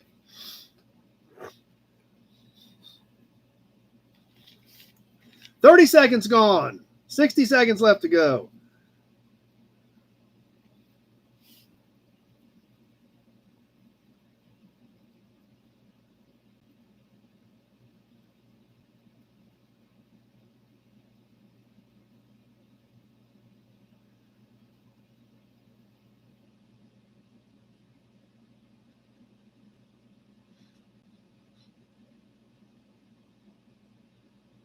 One minute gone.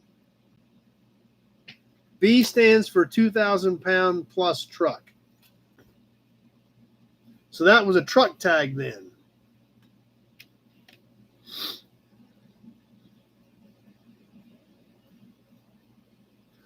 Taking away. Anybody taking a shot at Ron? Yeah, exactly, Big Job. That's kind of what I'm starting to think. But we got just a couple seconds left. And it didn't matter. Ron knocked everybody out of the deal on that one. Boom. But it's a great plate. I mean, it is a great piece. It's not even a bad buy at $50 considering the condition. So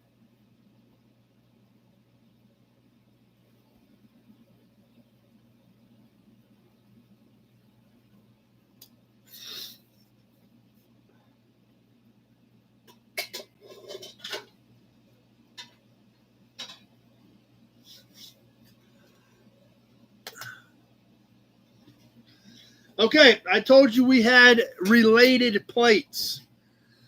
So we were going to do them back to back.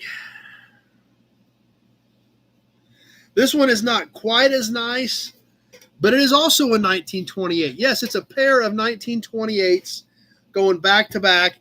What's kind of funky about this one is it is larger than a standard plate we have right now. The paint is a little worse on this one. It was kind of an off-white with what appears to be blue letters. Yeah, Ron's been getting killed all night, so just boom, dropping the hammer. But it's kind of funny when we look at this plate compared to the one that we just sold, and we look at the size difference. Look at that. But also from 1928, a plate from our friends in Iowa. And it's a big plate. This one, 15.5 by 5 5/8. So like almost 3 inches longer and over an inch, almost 2 inches taller. Now this one, obviously, we see a lot of cracking in the blue on the numbers. I do believe it is original. We look at the back side of this, we can see where it's kind of a creamy off-white. Ron, 25. I don't see any extra holes or any damage or any hacking or any rust out. We'll show it from the back when we see our slotted holes, top and bottom, as well as the 4 corner holes. But I don't see any other holes drilled in this or damaged in it.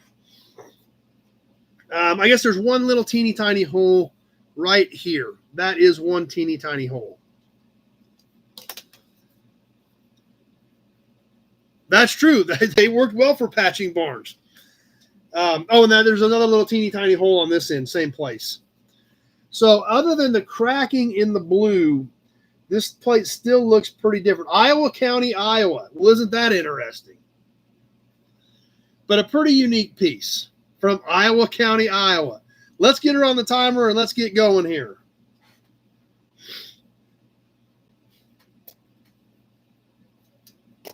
Ron at 25.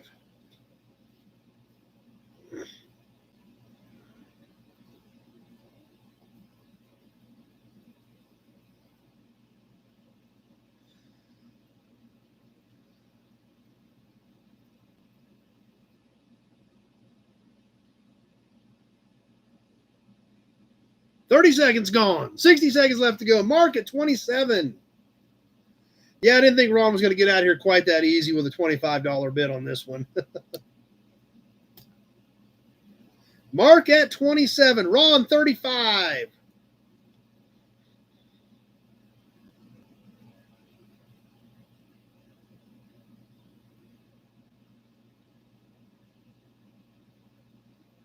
Yeah, the crackle doesn't look all bad. At least it's all still very clear and legible. 1 minute gone. 30 seconds left to go. Ron at 35.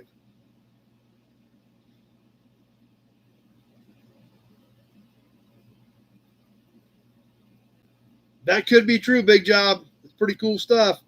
We're going to find out here real shortly because we're coming down to the end. Ron at 35. Ron at 40 just to cover himself. And that did it. Ron at 40. He figured somebody was taking a shot at him.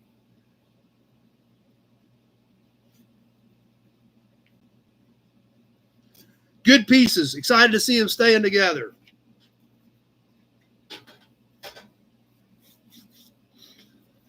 All right, we got a promo model, a can.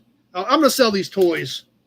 I'm going to get these toys out of my way. So we're going to do one more quick auction. I was going to move on, but these trucks are sitting here. I need to sell them just to get them off my desk. You guys remember we did all those little toy trucks probably 6 months ago? I had a whole box full of them. I've got a couple left. I don't know if they didn't get paid for. I don't know what happened. I just found them in another box. So we're going to sell these as a pair. These things are super cute.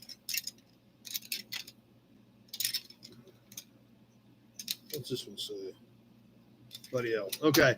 Yeah, Big Job remembers them. A Buddy L and a Tonka. Here's the Buddy L in red.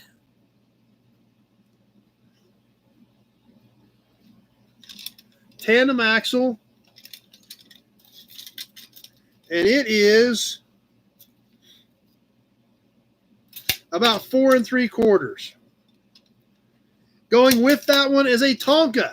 He's an even cuter little guy.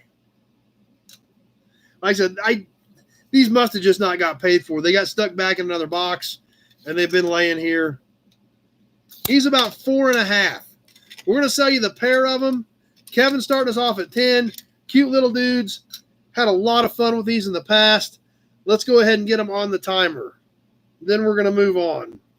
We'll sell a few more things here after bit. So.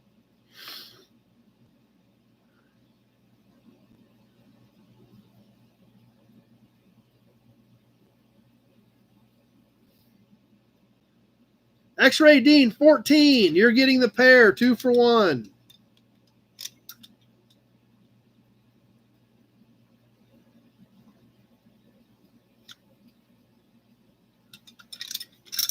$30 seconds gone. 1 minute left. Pretty nice shape. They're not beat up. They're not tore up. The paint's in pretty good shape. All the original wheels, axles, grills, windows, all still in them.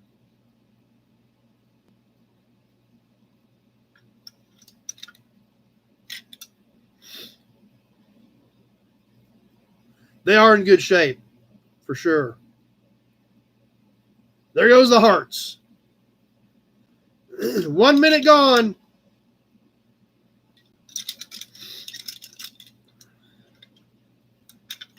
Dean at 14. We're ticking away, coming down to the end.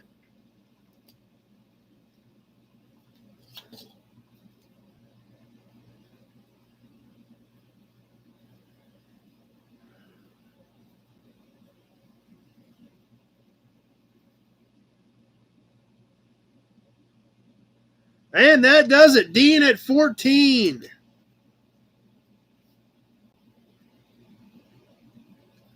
All right. I just want to get those off the desk since I already had them up here. Okay, promo model, oil can, classified ads, lots of stuff to go, plus some more cool auction stuff coming up. Promo model tonight from the big collection of Chevrolet promos from the auction we went to last September, almost a year ago. As crazy as that sounds, we are still knocking these things out. We've still got 10 or 12 to go. I think I got to sneeze again. Yeah, doesn't say much for some of the trucks you've been stuck in, Brett.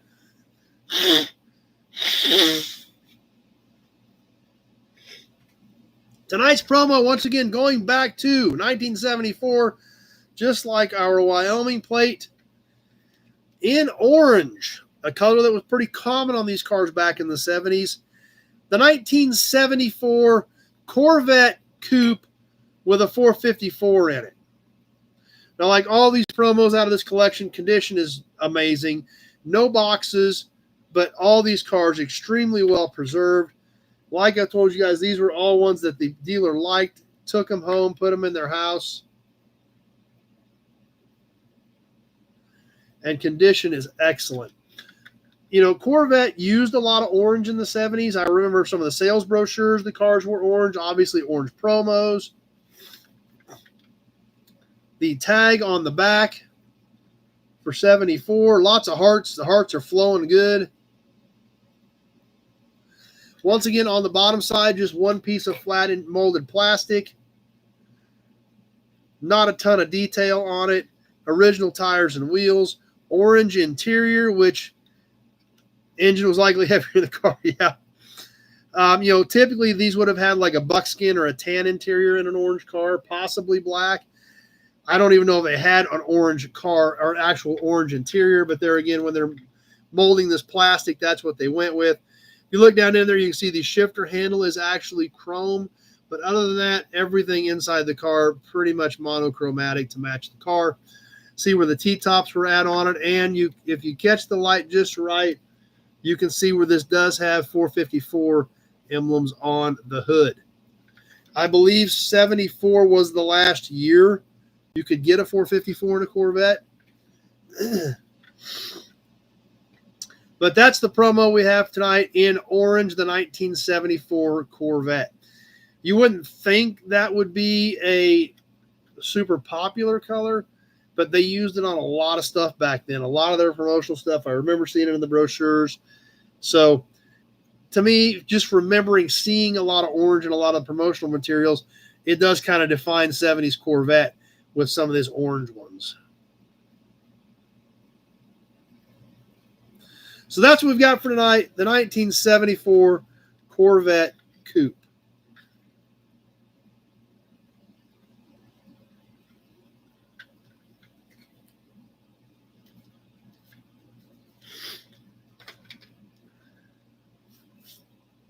Oh, check it out. Supercharged Super Chat for the promo model collection. All right. Thanks to Randall with the Nut Farm on the Supercharged Super Chat for the promos. Appreciate it, guys. Been flowing pretty good tonight. That's always a blast when you guys throw out a few Super Chats to help things keep moving.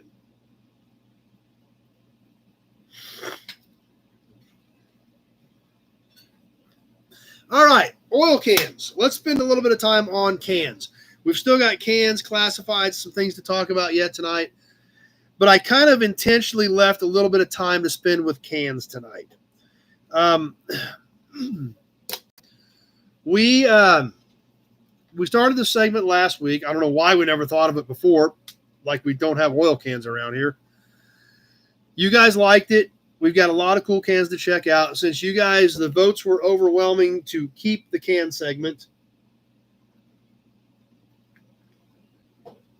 I thought we should go over something, talk about it a little bit more, and then and hopefully help educate you guys. And maybe some of you guys even may want to get this book. So we're going to talk about, we've got a can tonight as well. But what I want to spend some time on is this book.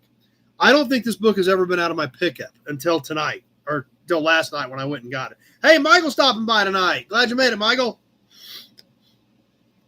This book has been in the door pocket of my gray Dodge Diesel since the day we bought it about 10 years ago. There's in no way, shape, or form covers all the oil cans out there, but it is a very good reference. It was written about 20 years ago by a guy that I know very well, Tom Allen, and I bought a lot of stuff from him over the years. Good dude, and been very helpful to both Addie and mine's collecting. So I want to talk about this book a little bit and get to a can tonight. But American Oil Cans Identification and Price Guide. Now, Price Guide, obviously, at this point, 20 years later, is going to be pretty much irrelevant. But this is a great book. I don't know if any of you guys have seen this. Maybe some of you guys have this. Addie was still pretty young when we got this. We got this at the Lawrence Swap Meet. I think the first time she ever went. Probably about 10 years ago. So it was a few years old at that point. But what's great about it is there are a lot of pictures in it. So we're going to flip through this. We're going to talk a little bit about what's in this book. If any of you guys are interested in it, I can get a hold of Tom and see if he has any copies left. And if he does, and you guys want some, I could get a batch from him for anybody that wants this book, if he's got any left. I'm not 100% sure, but we're going to talk about it since we're talking about cans from now on and working them into the segment. So I wanted to show you this, go through it, see what you guys think. But if you are interested in getting a copy of this, I will get a hold of Tom and see if he has any left. So, but we'll just kind of just give you a quick overview. There's just so much, every page has, just randomly flipping to a middle page, it has pictures and it has a brief description.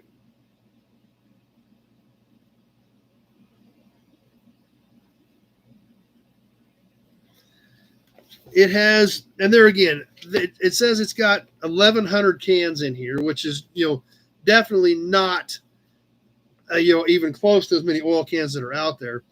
And that's right, Big Jump. That's why I want to throw it out there. So if you guys, if we have several of you guys that want them, I will see if he's got any left, and I can let you guys know next week. And if there's several of you that want them, then I can just probably get a batch from him and then just include them in your regular orders. But it does cover some OE cans. There's Ford cans.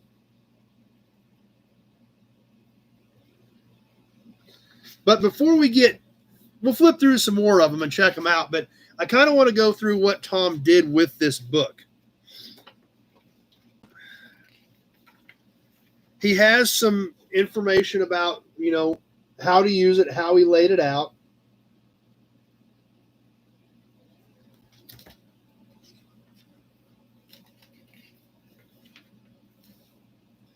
Some different dating facts based on, some of the talks about how some of them are dated, how different companies may have marked or identified cans.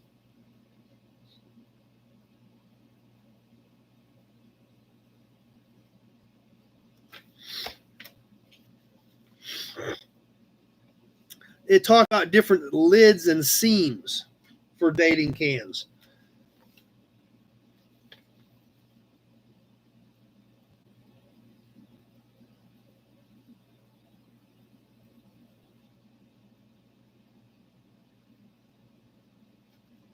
All kinds of interesting little tidbits. And something to think about too, guys, is especially when you're dealing with lids,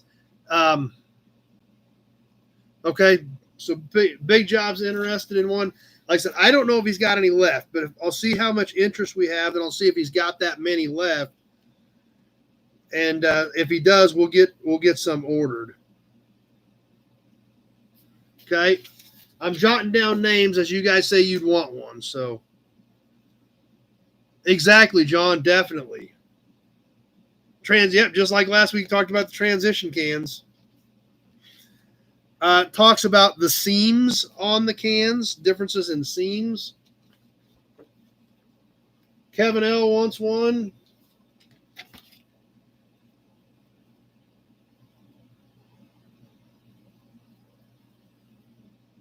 I don't know. Ron wants one. I don't know how much they are. I would have to see if Tom even has any left. So I can get you a price next week if he's got some. So we've definitely got some interest. So I'll check and see, what he had on him with whatever he's got left.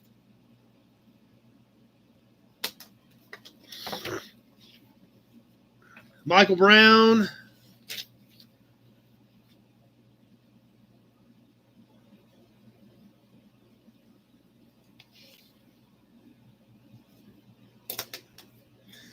And something else he talks about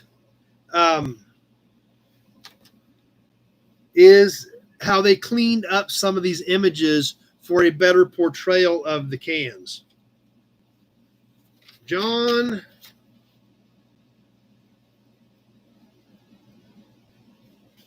Okay. So what he did here is he took, just to clarify the pictures you're looking at in the book, is he showed how he took, I'm not sure, Pete, he took like the Aero Eastern can, and I don't know if you guys are going to be able to see this or not. Let me,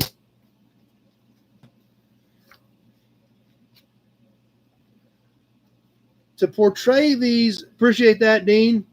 You can see how this triple L is kind of dark and dingy, and they use the computer to clean it up for a better image for the book. When we look at the Aero Eastern, like here, you can't even hardly see the N on the end, but over here, you can see a nice bright white N, as well as some light surface rust along the top up here, how they brightened all that up for a better image on how to portray these in the book so people would have a better idea. The Sooner Queen can, it talked about the Sooner Queen can a little bit and how they made that look a lot cleaner. Same thing with the Marine Special down here. We see some blemishes down here that we don't see in the picture on the book.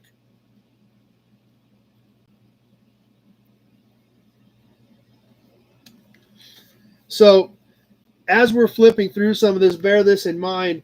Some of this, they did clean them up a bit so that they looked a little bit different than what the actual representation that they had was. So one thing I want to touch on a little bit more is this Aero Eastern. I hope you guys can make this out fairly clearly, how you don't see the N here, but you do over here. This is the stuff they clean these images up with to make it look a little bit better for the book. The reason I want to focus on this Aero Eastern, and the reason we're talking about it a little close in detail, is because that's our can for tonight. This is a pretty rare can. It's not one you see very often, but we've got the real deal right here to check it out. This is a real original, little bit rough, but not a very common can, Aero Eastern.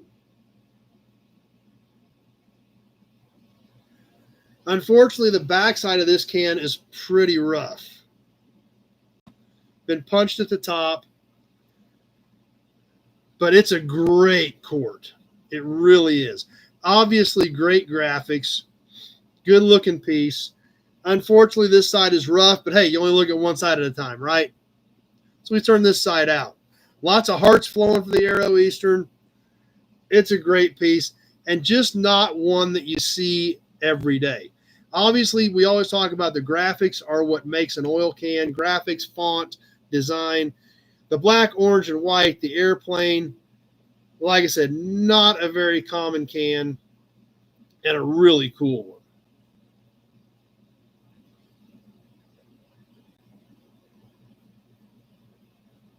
Yeah, that is kind of funny, isn't it, Pete? I was wondering if anybody was going to catch that, because my N is also pretty much missing, just like the N is on this one.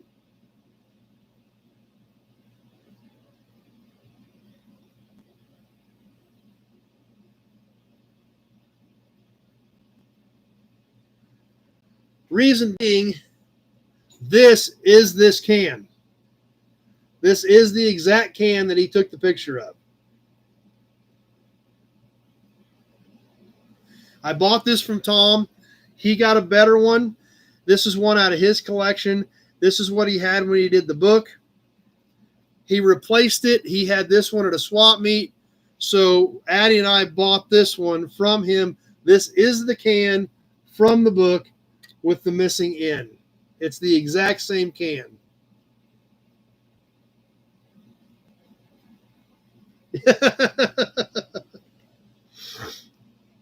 So that was kind of exciting. Addie and I were both excited to get it. Like I said, Tom's a great guy, and been really helpful to us over the years in collecting, and so pretty neat piece. So as we go through some of this book, no, it's not that one. I don't even know where I got that triple L at, but it was in a different deal. So we'll spend a little bit of time going through this, and this book has 128 pages in it. So obviously we're not going to get through all this, but I do want to share some more of this stuff with you. Check some of the stuff out in here just to get an idea of some of the killer stuff that's in here. Obviously, you see our Aero Eastern right here. We've got it checked off after we bought this can from Tom for our collection.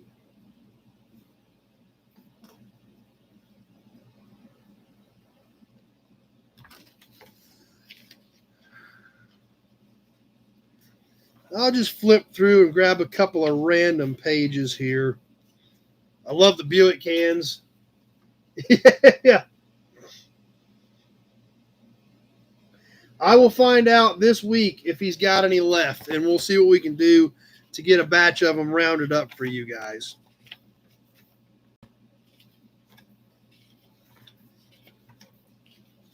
And not all of them are super cool either. I mean, some of this stuff is kind of common.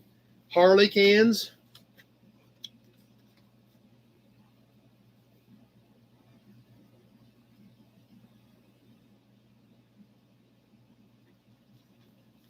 I don't know why they promoted paraffin so much, Michael. I really don't. Oh, here's some great ones. These XLs. Those are great looking cans.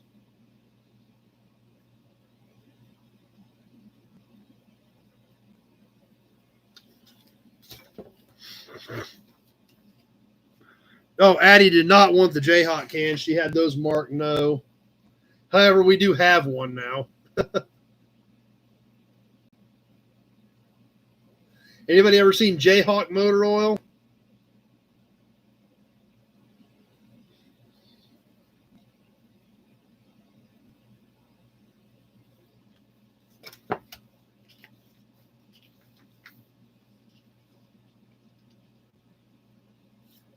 I don't remember that episode. And, some of these aren't, there's the LLL cans. Some of these are, not super cool cans. Some of it was just the fact that they're documented now.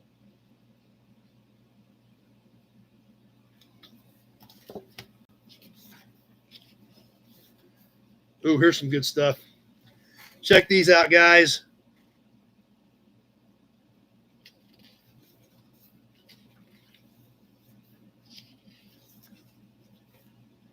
The gargoyles.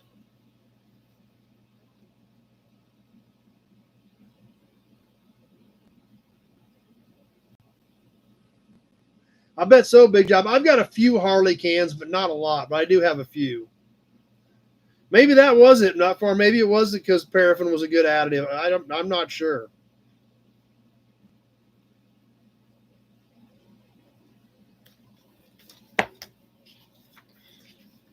And some of these are newer, like these mobiles.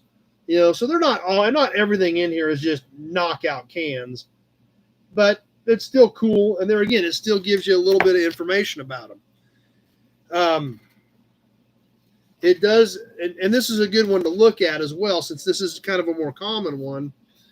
It gives you the name, the company, the colors, the material, whether it is a composite can, a metal can, as well as the era of the can. It's just all cool. That's right, John.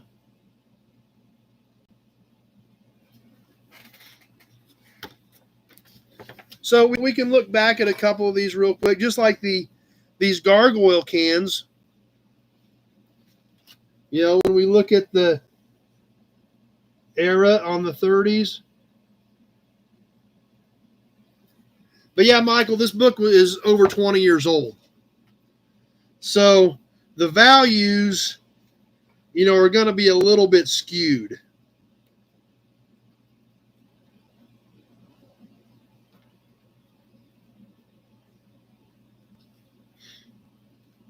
Like, well, for instance, here, this Jayhawk can right here, the one that we've got, looks amazing. And it has that can valued at $850 in nice condition. And mine's not near that nice. Mine's pretty good. It's you can definitely tell what it is. It's not like it's clobbered, but it's not near as nice as this one. And mine would probably bring $850, and it's not near that good today. So that's, kind of what you got to bear in mind, when you look at some of this stuff. What do you want? Here's some cans we don't see very often that are absolutely amazing. I've got some of these, but not a lot of them. The Pennzoil cans with the owls, the airplanes. We did sell a rough owl can on that I got an extra of. You bet, Michael, no problem. But check out these Pennzoils. Look at all the graphics on these things.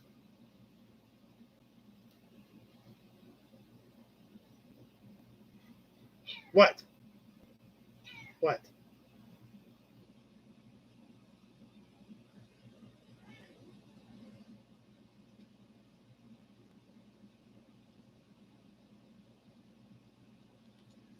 The most expensive can that I know of,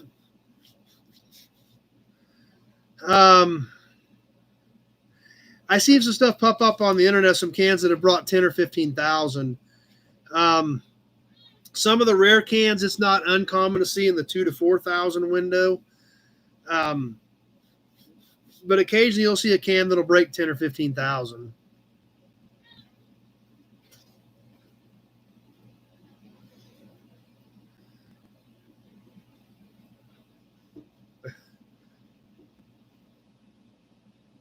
Hold on.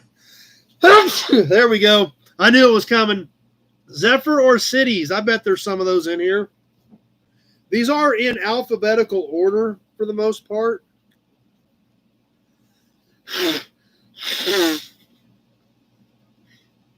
Probably the rarest can we've got is Silent Chief. Silent Chief Court.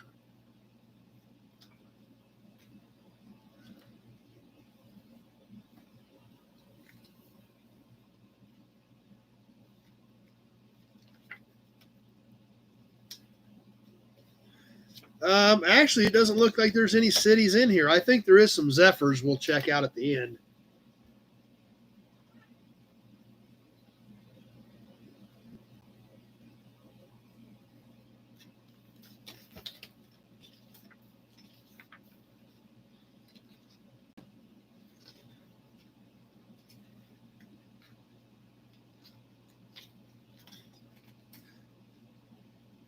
Sunoco's. Like I said, I'm just randomly grabbing some pages, guys, just to give you an idea of all the killer stuff that's in here.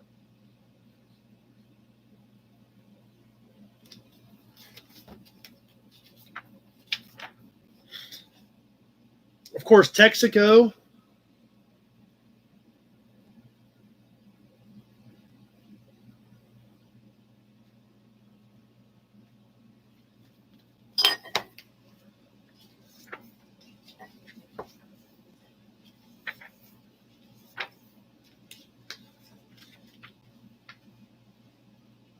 And we're toward the back, and there's a few Zephyr cans. What?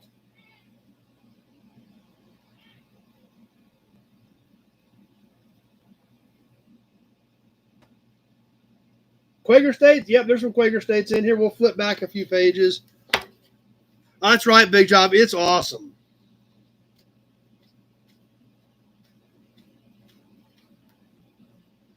Not only do we have Quaker State, we got Quaker City, we got Quaker Made.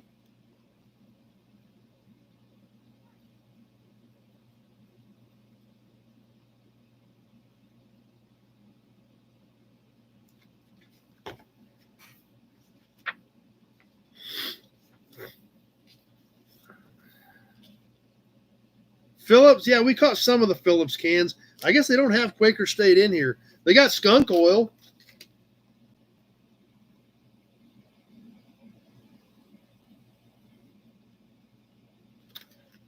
Phillips.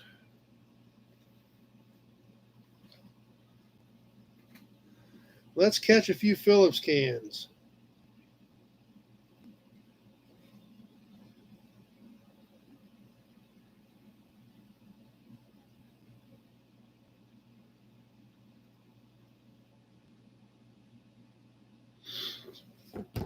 I just seen some of the Phillips. Where were they at? Where'd they go? There we go.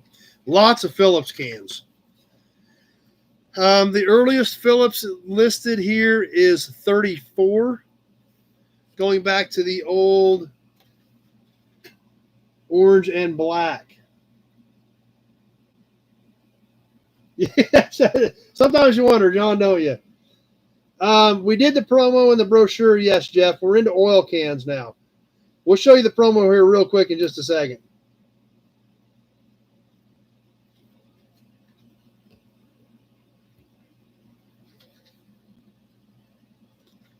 And there's a lot of Phillips in here. Then we'll check for some Wisco.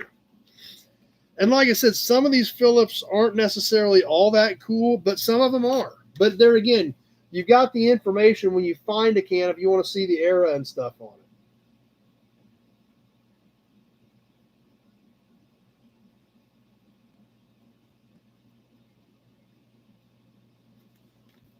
it.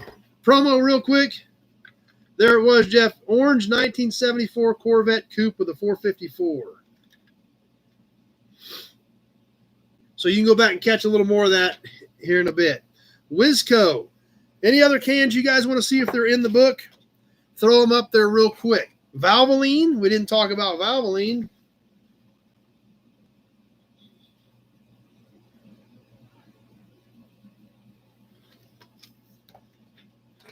Hudson Badge.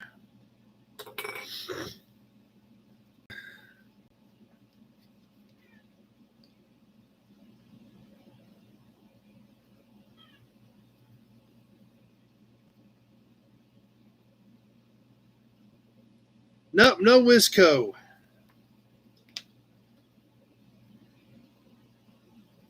Wards, Waverly, Wow, Weather, Western, Wide World, Will Flow, Wolf's Head, but no Wisco in this book. I don't know. I've been fine. I don't know what it is. Probably you, Gray Kitty. You're probably making me sneeze. Must be your fault. Hey, you bet. That's why we're checking this out. That's why we're having fun doing this. So, anything else anybody wants me to check and see if there's anything in here?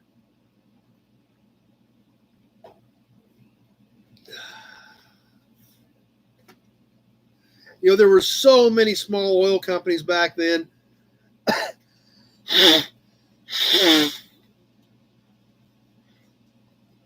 that compiling all into one book would be like an encyclopedia, a volume of encyclopedias trying to get them all in one collection. Does the contents of the can make it worth more? I don't like them when they're full. I've had too many instances where they start seeping around the seams, and then you're mopping up your shelf and things are dripping. So I do still have full cans, don't get me wrong, but I just as soon have them empty and clean. Wolf's Head, yep, Wolf's Head's in here. I did see some of those.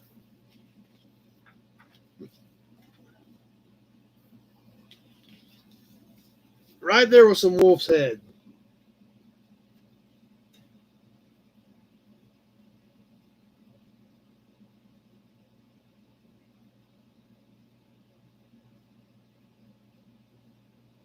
Yes, this is all quartz in this can, or in this book.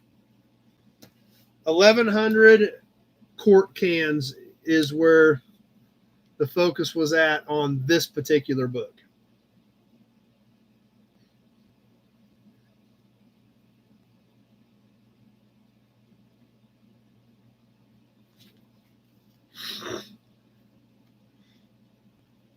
The only time, well, yes and no.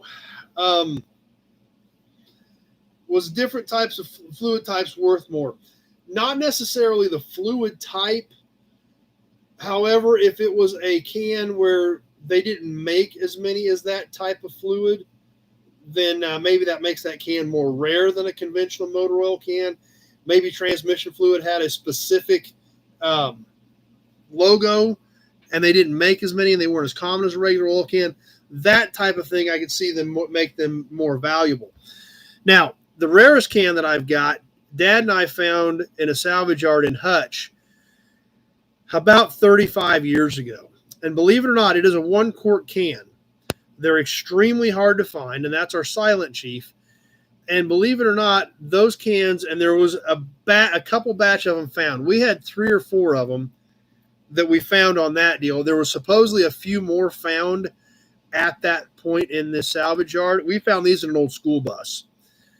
And they had a little paper sticker on the bottom that said bug spray. It looks like a 1 quart oil can, but it literally said bug spray on a little paper label.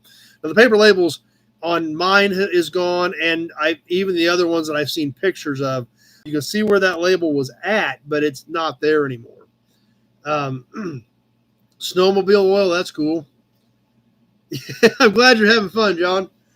5-gallon Phillips Orange and Black, yep. And there again, guys, 5 gallons are not a bad deal anymore. I've actually started gathering up, when I can buy them right, all the 5 gallons I can get. They work great in bars because you can hang them up high and still see them. Some of these quarts are getting to the point where a lot of people don't want to spend that kind of money on them, so they'll buy a 5 gallon. I've actually started gathering up all the 5 gallons I can get. There's that one stack of them over in that other north building. There's at least 50 of them in that stack, just in that one stack. There's one of the books on eBay for $60. Okay, I'll check and see if Tom's got any left. Somebody may want to grab that one, but I will check with Tom tomorrow. I don't want to text him this late. But we've got 6 or 8 guys that want them. I'll see if Tom's got any left and try to get some done. And there's a lot of that too. In fact, Dad had a 5-gallon co-op can in his truck yesterday that he used for gas. So,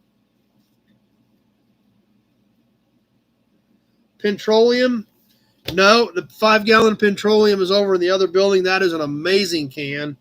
I don't think he's got the Petroleum quart in here, but that Petroleum is a knockout can as well. Tons of great graphics on it. So we'll have to dig that one out also. They weren't $60, and you want him to autograph them, okay? I'll see what he's got. I don't want to text him this late, but I will definitely check with him tomorrow to see if he's got any left.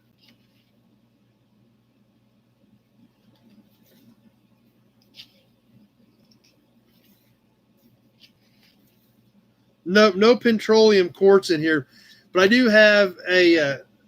Oh, you want me to sign one? Okay. Ceiling lamps. Yeah, that's the thing. You can hang a 5-gallon up and still see it. You know, a quart is a little bit tougher based on size, but the 5 gallons, you can hang them up high. People still see them. And so I've been started gathering up whatever I can get. But that's why, I mean, we had a lot of fun with the transition mobile can from Gargoyle to Pegasus last week. You guys had a ton of great response to that segment. So based on that response and the excitement we had on that, that's why I wanted to block out some time tonight. I didn't even do a story time tonight because I wanted to spend some time with this, share this with you guys, let you guys know what direction we were going with it. Pete loves it. Well, that's even better than liking it. So did they make many 1-gallon cans or mostly 5-gallon and quart? That depends. They made all of them. It depends on the company. I've seen 1-gallon, 2-gallon, 5-gallon. There is a lot of 1-gallon stuff out there. And not only that, like the big Buick oil can is 5 quarts. So, you know, they made whatever they needed. Apparently, Dynaflow's 5-quart was probably what a Dynaflow took for a transmission service. I don't know. I don't know if Dad serviced that many Dynaflows. It was 5 quarts when you did a transmission service on a Dynaflow. So maybe they made them in 5-quart cans. They made whatever they needed for that specific application. I'm not even trying to sell them bale and wire. I'm just stockpiling them if I can buy them right. And you're right, they're not quick movers, but as this stuff is drying up, I think they're going to get better. But there again, you've got to be ready to go long. You've got to be able to go long on them. You've got to be able to store them inside. And like I said, that stack over in that other building, there's at least 50 of them in that stack. But they've got to be able to sit there. If you don't have the real estate to store them, it's going to be tough because 55-gallon cans takes up some room. So, and there's like our petroleum is a 5-gallon, and well, hey, that works. Pete's got it down. Just put them in the living room. Why not? So, we'll get that petroleum down, and that's another good direction we can go. It does have a little bit of metallic in the orange if you look real close, Jeff.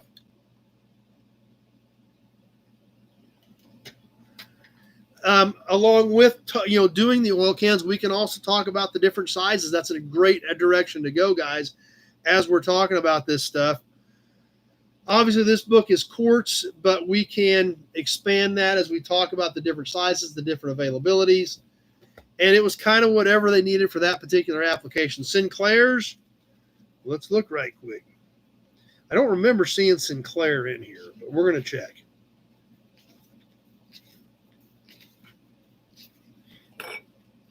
One thing about it, it is alphabetical, so it's pretty quick to see if it is or is not in there. Does not look like he had Sinclair in this book. That is a great one with the dinos on it, Brett. Absolutely. That's true, Cream City. I agree with you.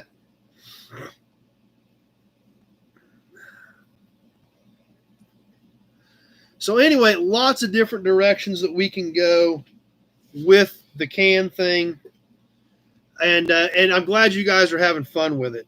A lot of yep, I remember that. Pete got some 5 gallons at the auction at the gathering. So it's like I said, a lot of different directions you can go with this stuff. Convoy cans. Anybody got any Convoy motor oil? I know we do because we already got it checked off right there. I know we've got that one.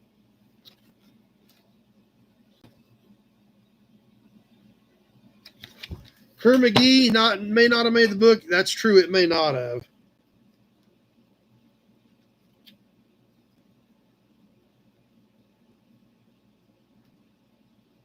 Tracto. Let's check.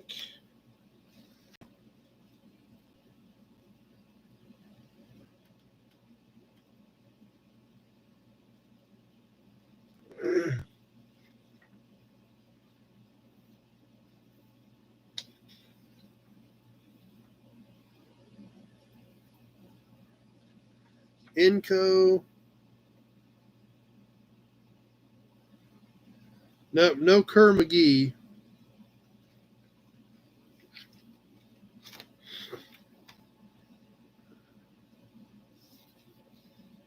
I don't think he had Tracto in here. But we'll look.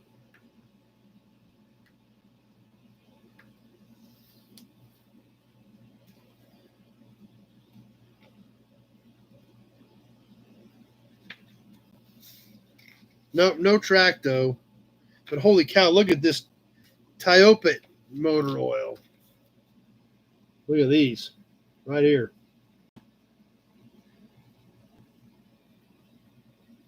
That's true, John. That's 200% true. I didn't see any 76 either. Inco. SO. Nope, no Inco either.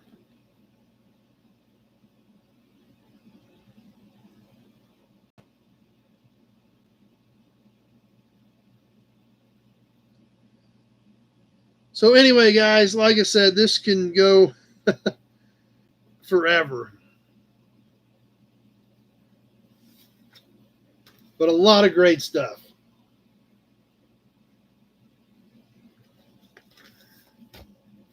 So we'll keep working on it. We'll keep talking about cans. We'll keep learning a little bit more about them. And Cream City Pete loves it. Well, I'm glad you guys are loving the can segment. I mean, we're huge can collectors.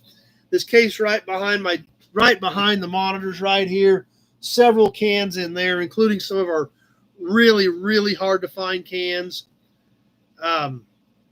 So there's cans over there's cans everywhere. There's cans over there. There's a Killer Phillips up there. So glad you guys are having fun with it. Glad we're going to be able to use the book. I will talk to Tom, find out if he's got any more copies of this for you guys, and we'll keep working through cans.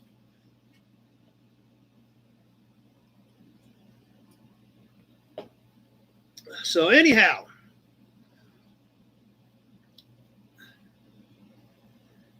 yeah, absolutely, big job. You bet, John. Glad you guys are having fun with it. Definitely going to be a segment we should have started a long, long time ago. But, you know, why would we include that? It's like a huge part of what we do here. So anyway, it's going to be a lot of fun. Anyway, we're getting a little bit long in the tooth tonight. You guys want to do a couple more auction items before we wrap up tonight? Or what do you think? I think I like my Aero Eastern can. I'm digging this. Uh-oh, check that out. Supercharged super chat from Kevin L. Shout out to Kevin L for a supercharged super chat. So we do want to do a few more auction items before we wrap up tonight. We can do that. Boom. Supercharged super chat from Kevin L. Let's get the oil can book out of the way. Let's put the Aero Eastern can up here out of the way. Grab the auction notepad. Knock out a few more auction pieces. Yeah, oh, I know, Glenn. You guys that worked at service stations, Dad worked at a deep rock station. So hide some cans in the yard to find during the gathering. We could do that. That might be a good idea. Anybody want to buy a can? I got a couple cans here we can do. Anybody interested in a can? This one is full. So if we have to ship it, I will have to drain it. If you pick your stuff up and I put it in your box, I won't have to drain it. This one I don't think is in the book. I'm going to double check, but I'm pretty sure this one was not in here. I'll have to try to find some cans that were in the book.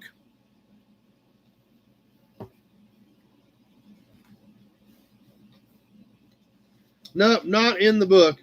But regardless, a great looking can.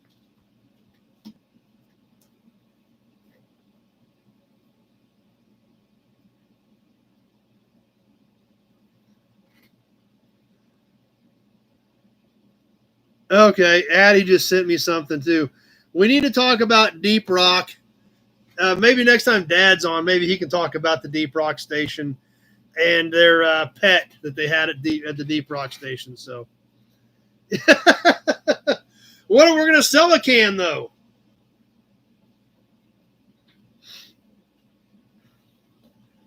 Co-op? I would think they'd be in there, but I don't remember seeing them. We've got a lot of co-op cans. Nope, don't see any co-ops in here. All right, let's add a can to your guys' collection. This thing is new old stock. It is full. It's a great looking can. A few scuffs from wear, but overall, it looks awesome.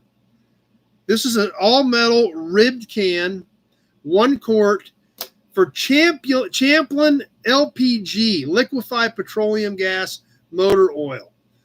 Look at this thing. It's even improved. These ridges are actually stamped in this can. It is a 1 quart 2020. We see our lid on here. It has the LPG Champlin on both sides with this cool little rocket. Now, Champlin used a different color on this rocket, I think, based on the different type of oil that was in it. This one in it for LPG engines. It's a good-looking can. It is brand new. Like I said, I will drain it if I have to ship it. If you're one of the guys that pick up, I'll leave it in your box full just the way it is. So, regular 1 quart metal can, Champlin Petroleum Company, Enid, Oklahoma, over here on the edge. You can see where the seam is at on it. And let's add this to one of your guys' collection. Who's going to start us off on the Champlin can? And here we go on the timer.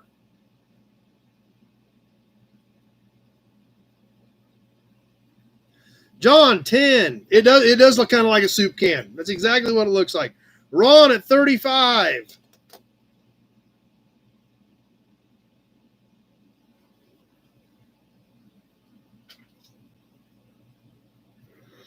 John, 36. Coming up on the 30-second mark. 30 seconds gone.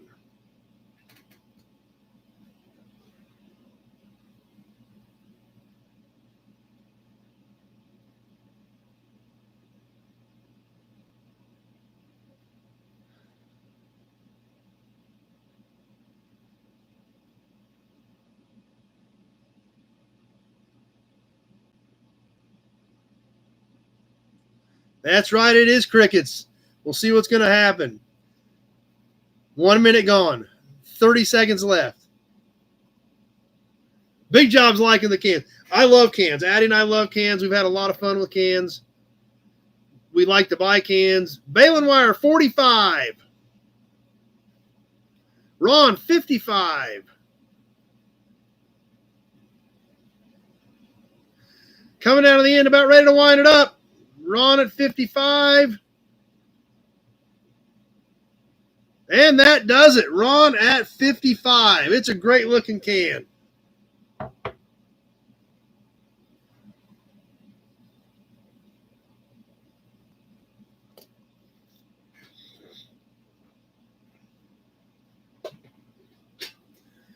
All right. Let's squeeze a couple more things in here. Maybe a hubcap. Yeah, we should sell this cap. I think you guys are going to like that cap.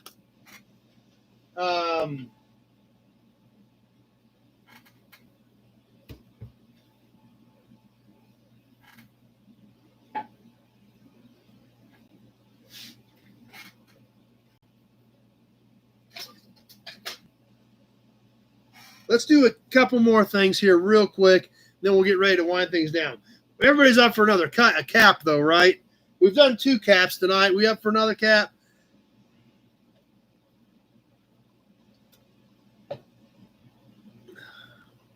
We need a Hudson badge. We ain't need a Hudson or Auburn badges in a while.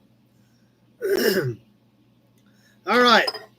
Let's do that. And now, something for our Jimmy fans. This is a late 40s, early 50s GMC cap in chrome. This is a little bit bigger, so I'm thinking maybe it was 3/4 ton, but I'm not sure. It is 11 inches in diameter. This is a metal base with a chrome cap stamped around the edge. It does have a scrape up here, some little whammies. The GMC, I believe, should be red. I did not repaint this one. Michael at 10. You could repaint this at one. If I was going to hang it like up on the wall, I would probably repaint this red stuff here to really make it pop. Other than that, a few other dings and dents and scuffs and scratches, but a pretty decent looking cap. There again, baling wire 55 coming out swinging on the GMC cap. But this thing will look, and the other thing about it is you could I think they were red, but you could repaint this in any color you wanted, pop it up on the wall, and away you go. So anyway, let's get this thing rolling on the timer. I need to get it rode up here.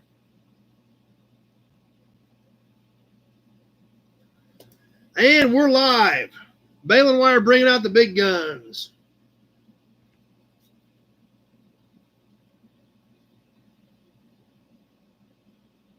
That's right. Now you're right. Big job.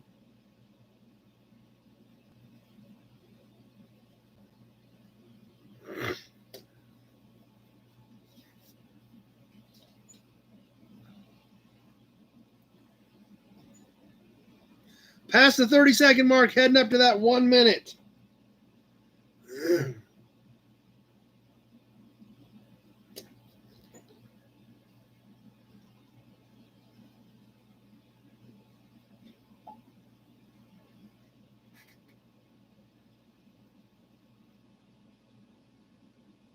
One minute gone. 30 seconds left.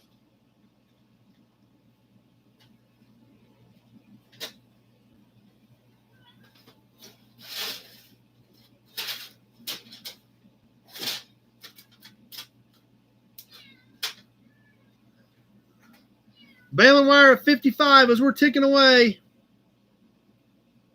There you go. Big job. You could be very true. And that does it. Baling wire at 55.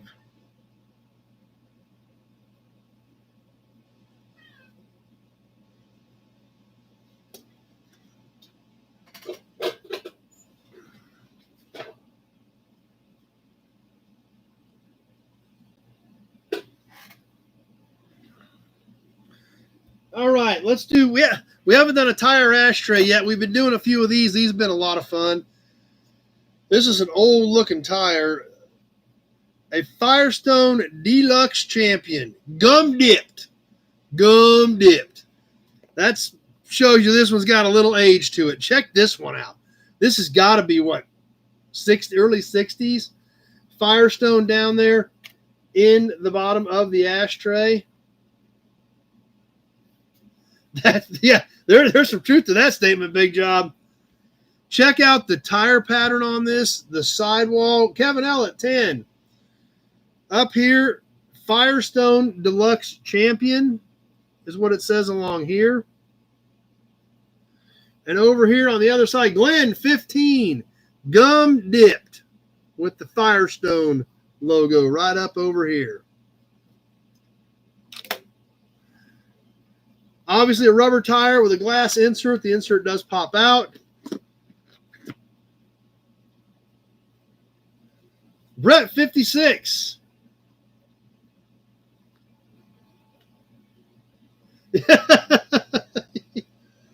Big job giving up.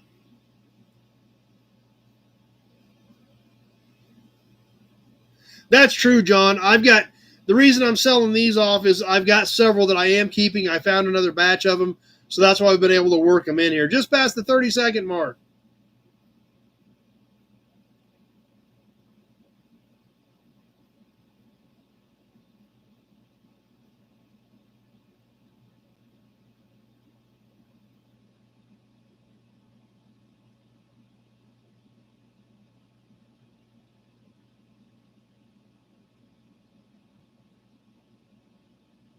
One minute gone. Yep, you're right, Brett.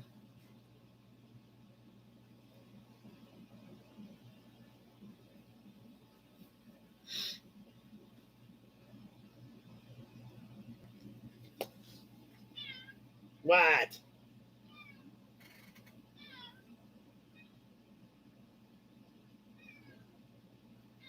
About ready to wrap it up. And that will do it. We'll mark that one to Brett. Get with me, Brett. Oh, you got those emblems and stuff from last week, too, so we can get all this stuff wrapped up.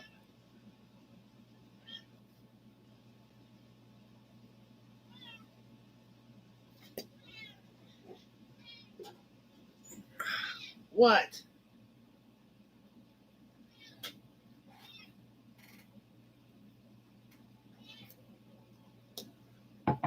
All right, one more can, or are we done tonight, guys? What do you want to do? I got one other can here we could do, or we can save it for next week. What do you think?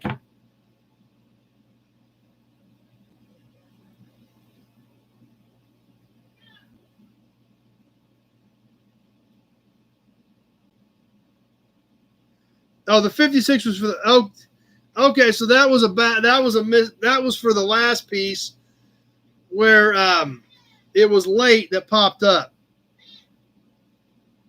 So that was for the cap. So we need to redo that because Balin Wire had that 55 in there. So that's what happened. So, all right, let's redo this one real quick and then we'll wrap up. Since that was a mix-up.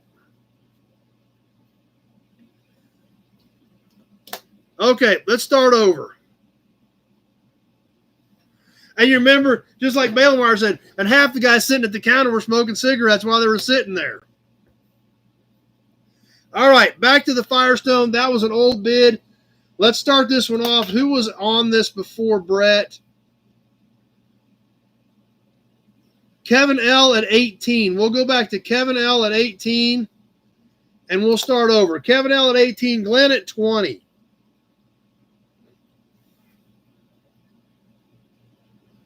So that should flush everything out. So Glenn at 20.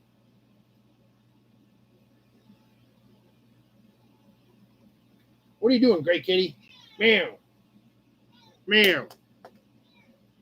Yes, you have plenty of attention. Coming up on the 30-second mark. 30 seconds gone. 60 seconds left to go.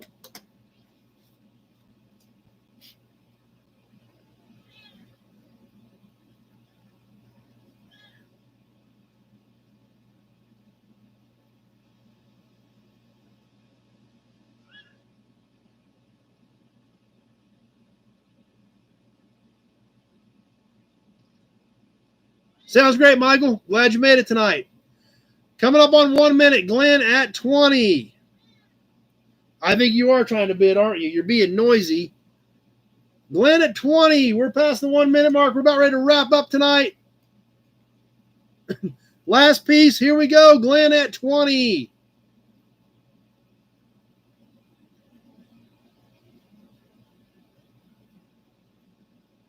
Big job, 22.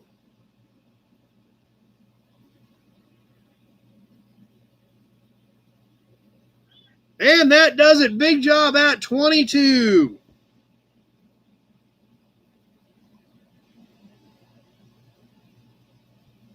All right. What? Okay, guys. Thanks for being here tonight. I've got the names down on drive-in speakers. It looks like I've got about probably 2 or maybe 3 sets left.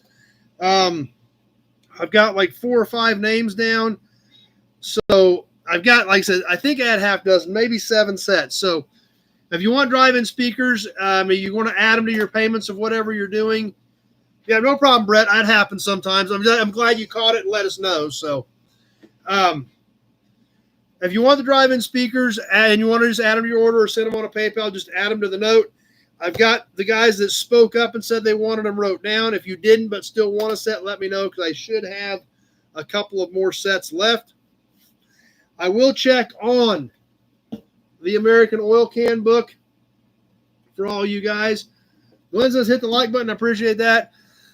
I'm glad you guys had fun tonight. I'm glad you guys are liking the new oil can segment. A gift from my brother, so the cockroaches of the shotgun stop getting cancer. There you go.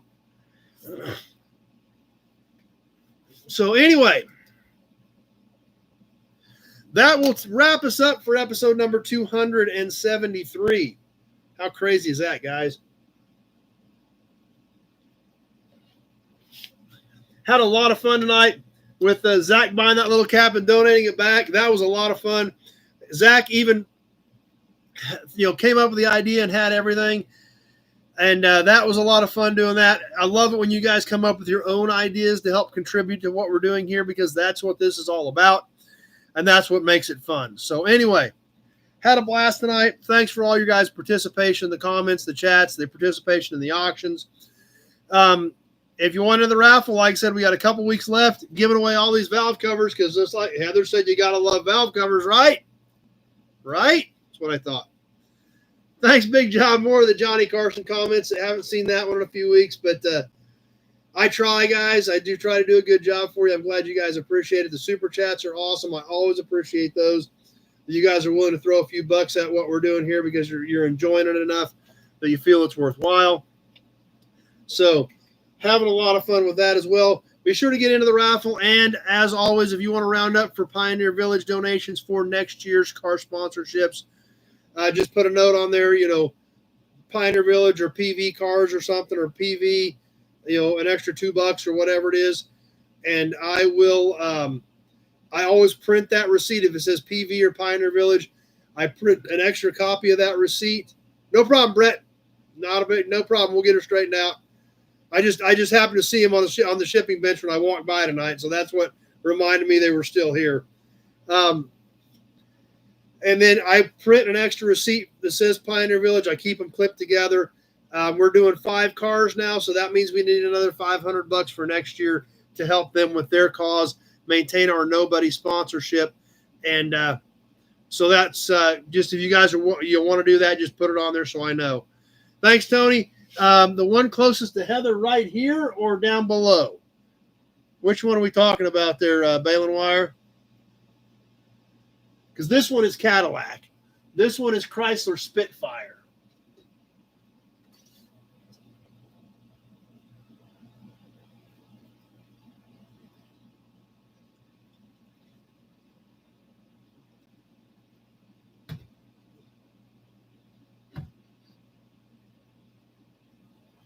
I still think those are going to fall down and hit me in the head. But anyway, I know you guys got to go. I'm going to wrap things up, let you guys get to bed. Big day tomorrow. Everybody's got things going on. Appreciate you being here. Appreciate your support. Glad we're having fun. Glad the new oil can segment's working out. Everything okay with you, Gray Kitty? Hey, dummy. Yes, you're going to rub against the auction boxes. Well, same to you, Kevin. I think everybody had a lot of fun tonight and shook it up a little bit with Zach's little stunt. But, hey, that was a blast. So love it when you guys do come up with ideas to contribute. Yeah, hey, no problem, John. That's what we're here for. Anyway, thanks for being here, guys. Tuesday, I should be here, so we'll find something cool to do for Toy Tuesday. And what do we got coming up on videos next week?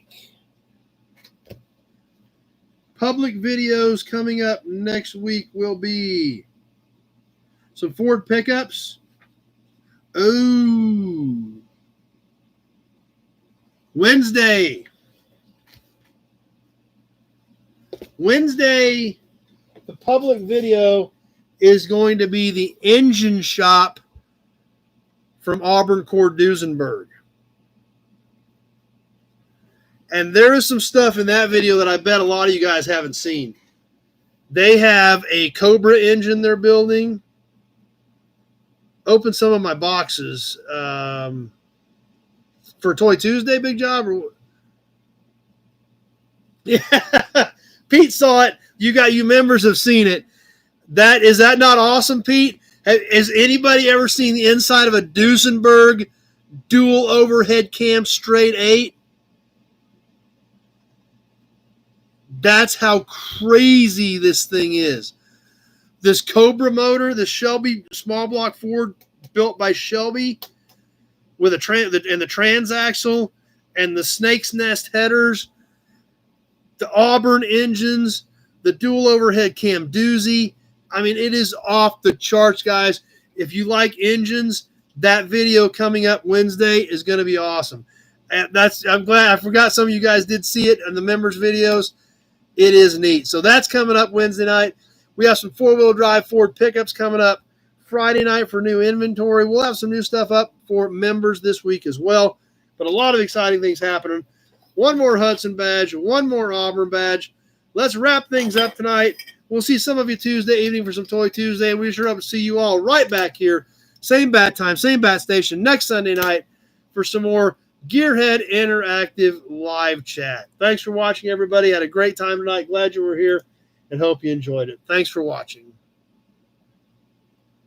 Your V12 GMC, they built dual overhead cam Duesenbergs. I think they can probably figure out about anything with a little time and effort. So, but those are cool. I didn't realize you had one, Balin Wire. I guess it shouldn't surprise me that you have one because I know you dig those things. But those V12s are awesome.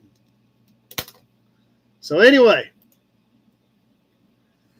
thanks for everything tonight, guys. Thanks for your appreciation, your support, and we'll see some of you Tuesday and hope to see the rest of you all right back here next Sunday night for some more Gearhead Interactive live chat.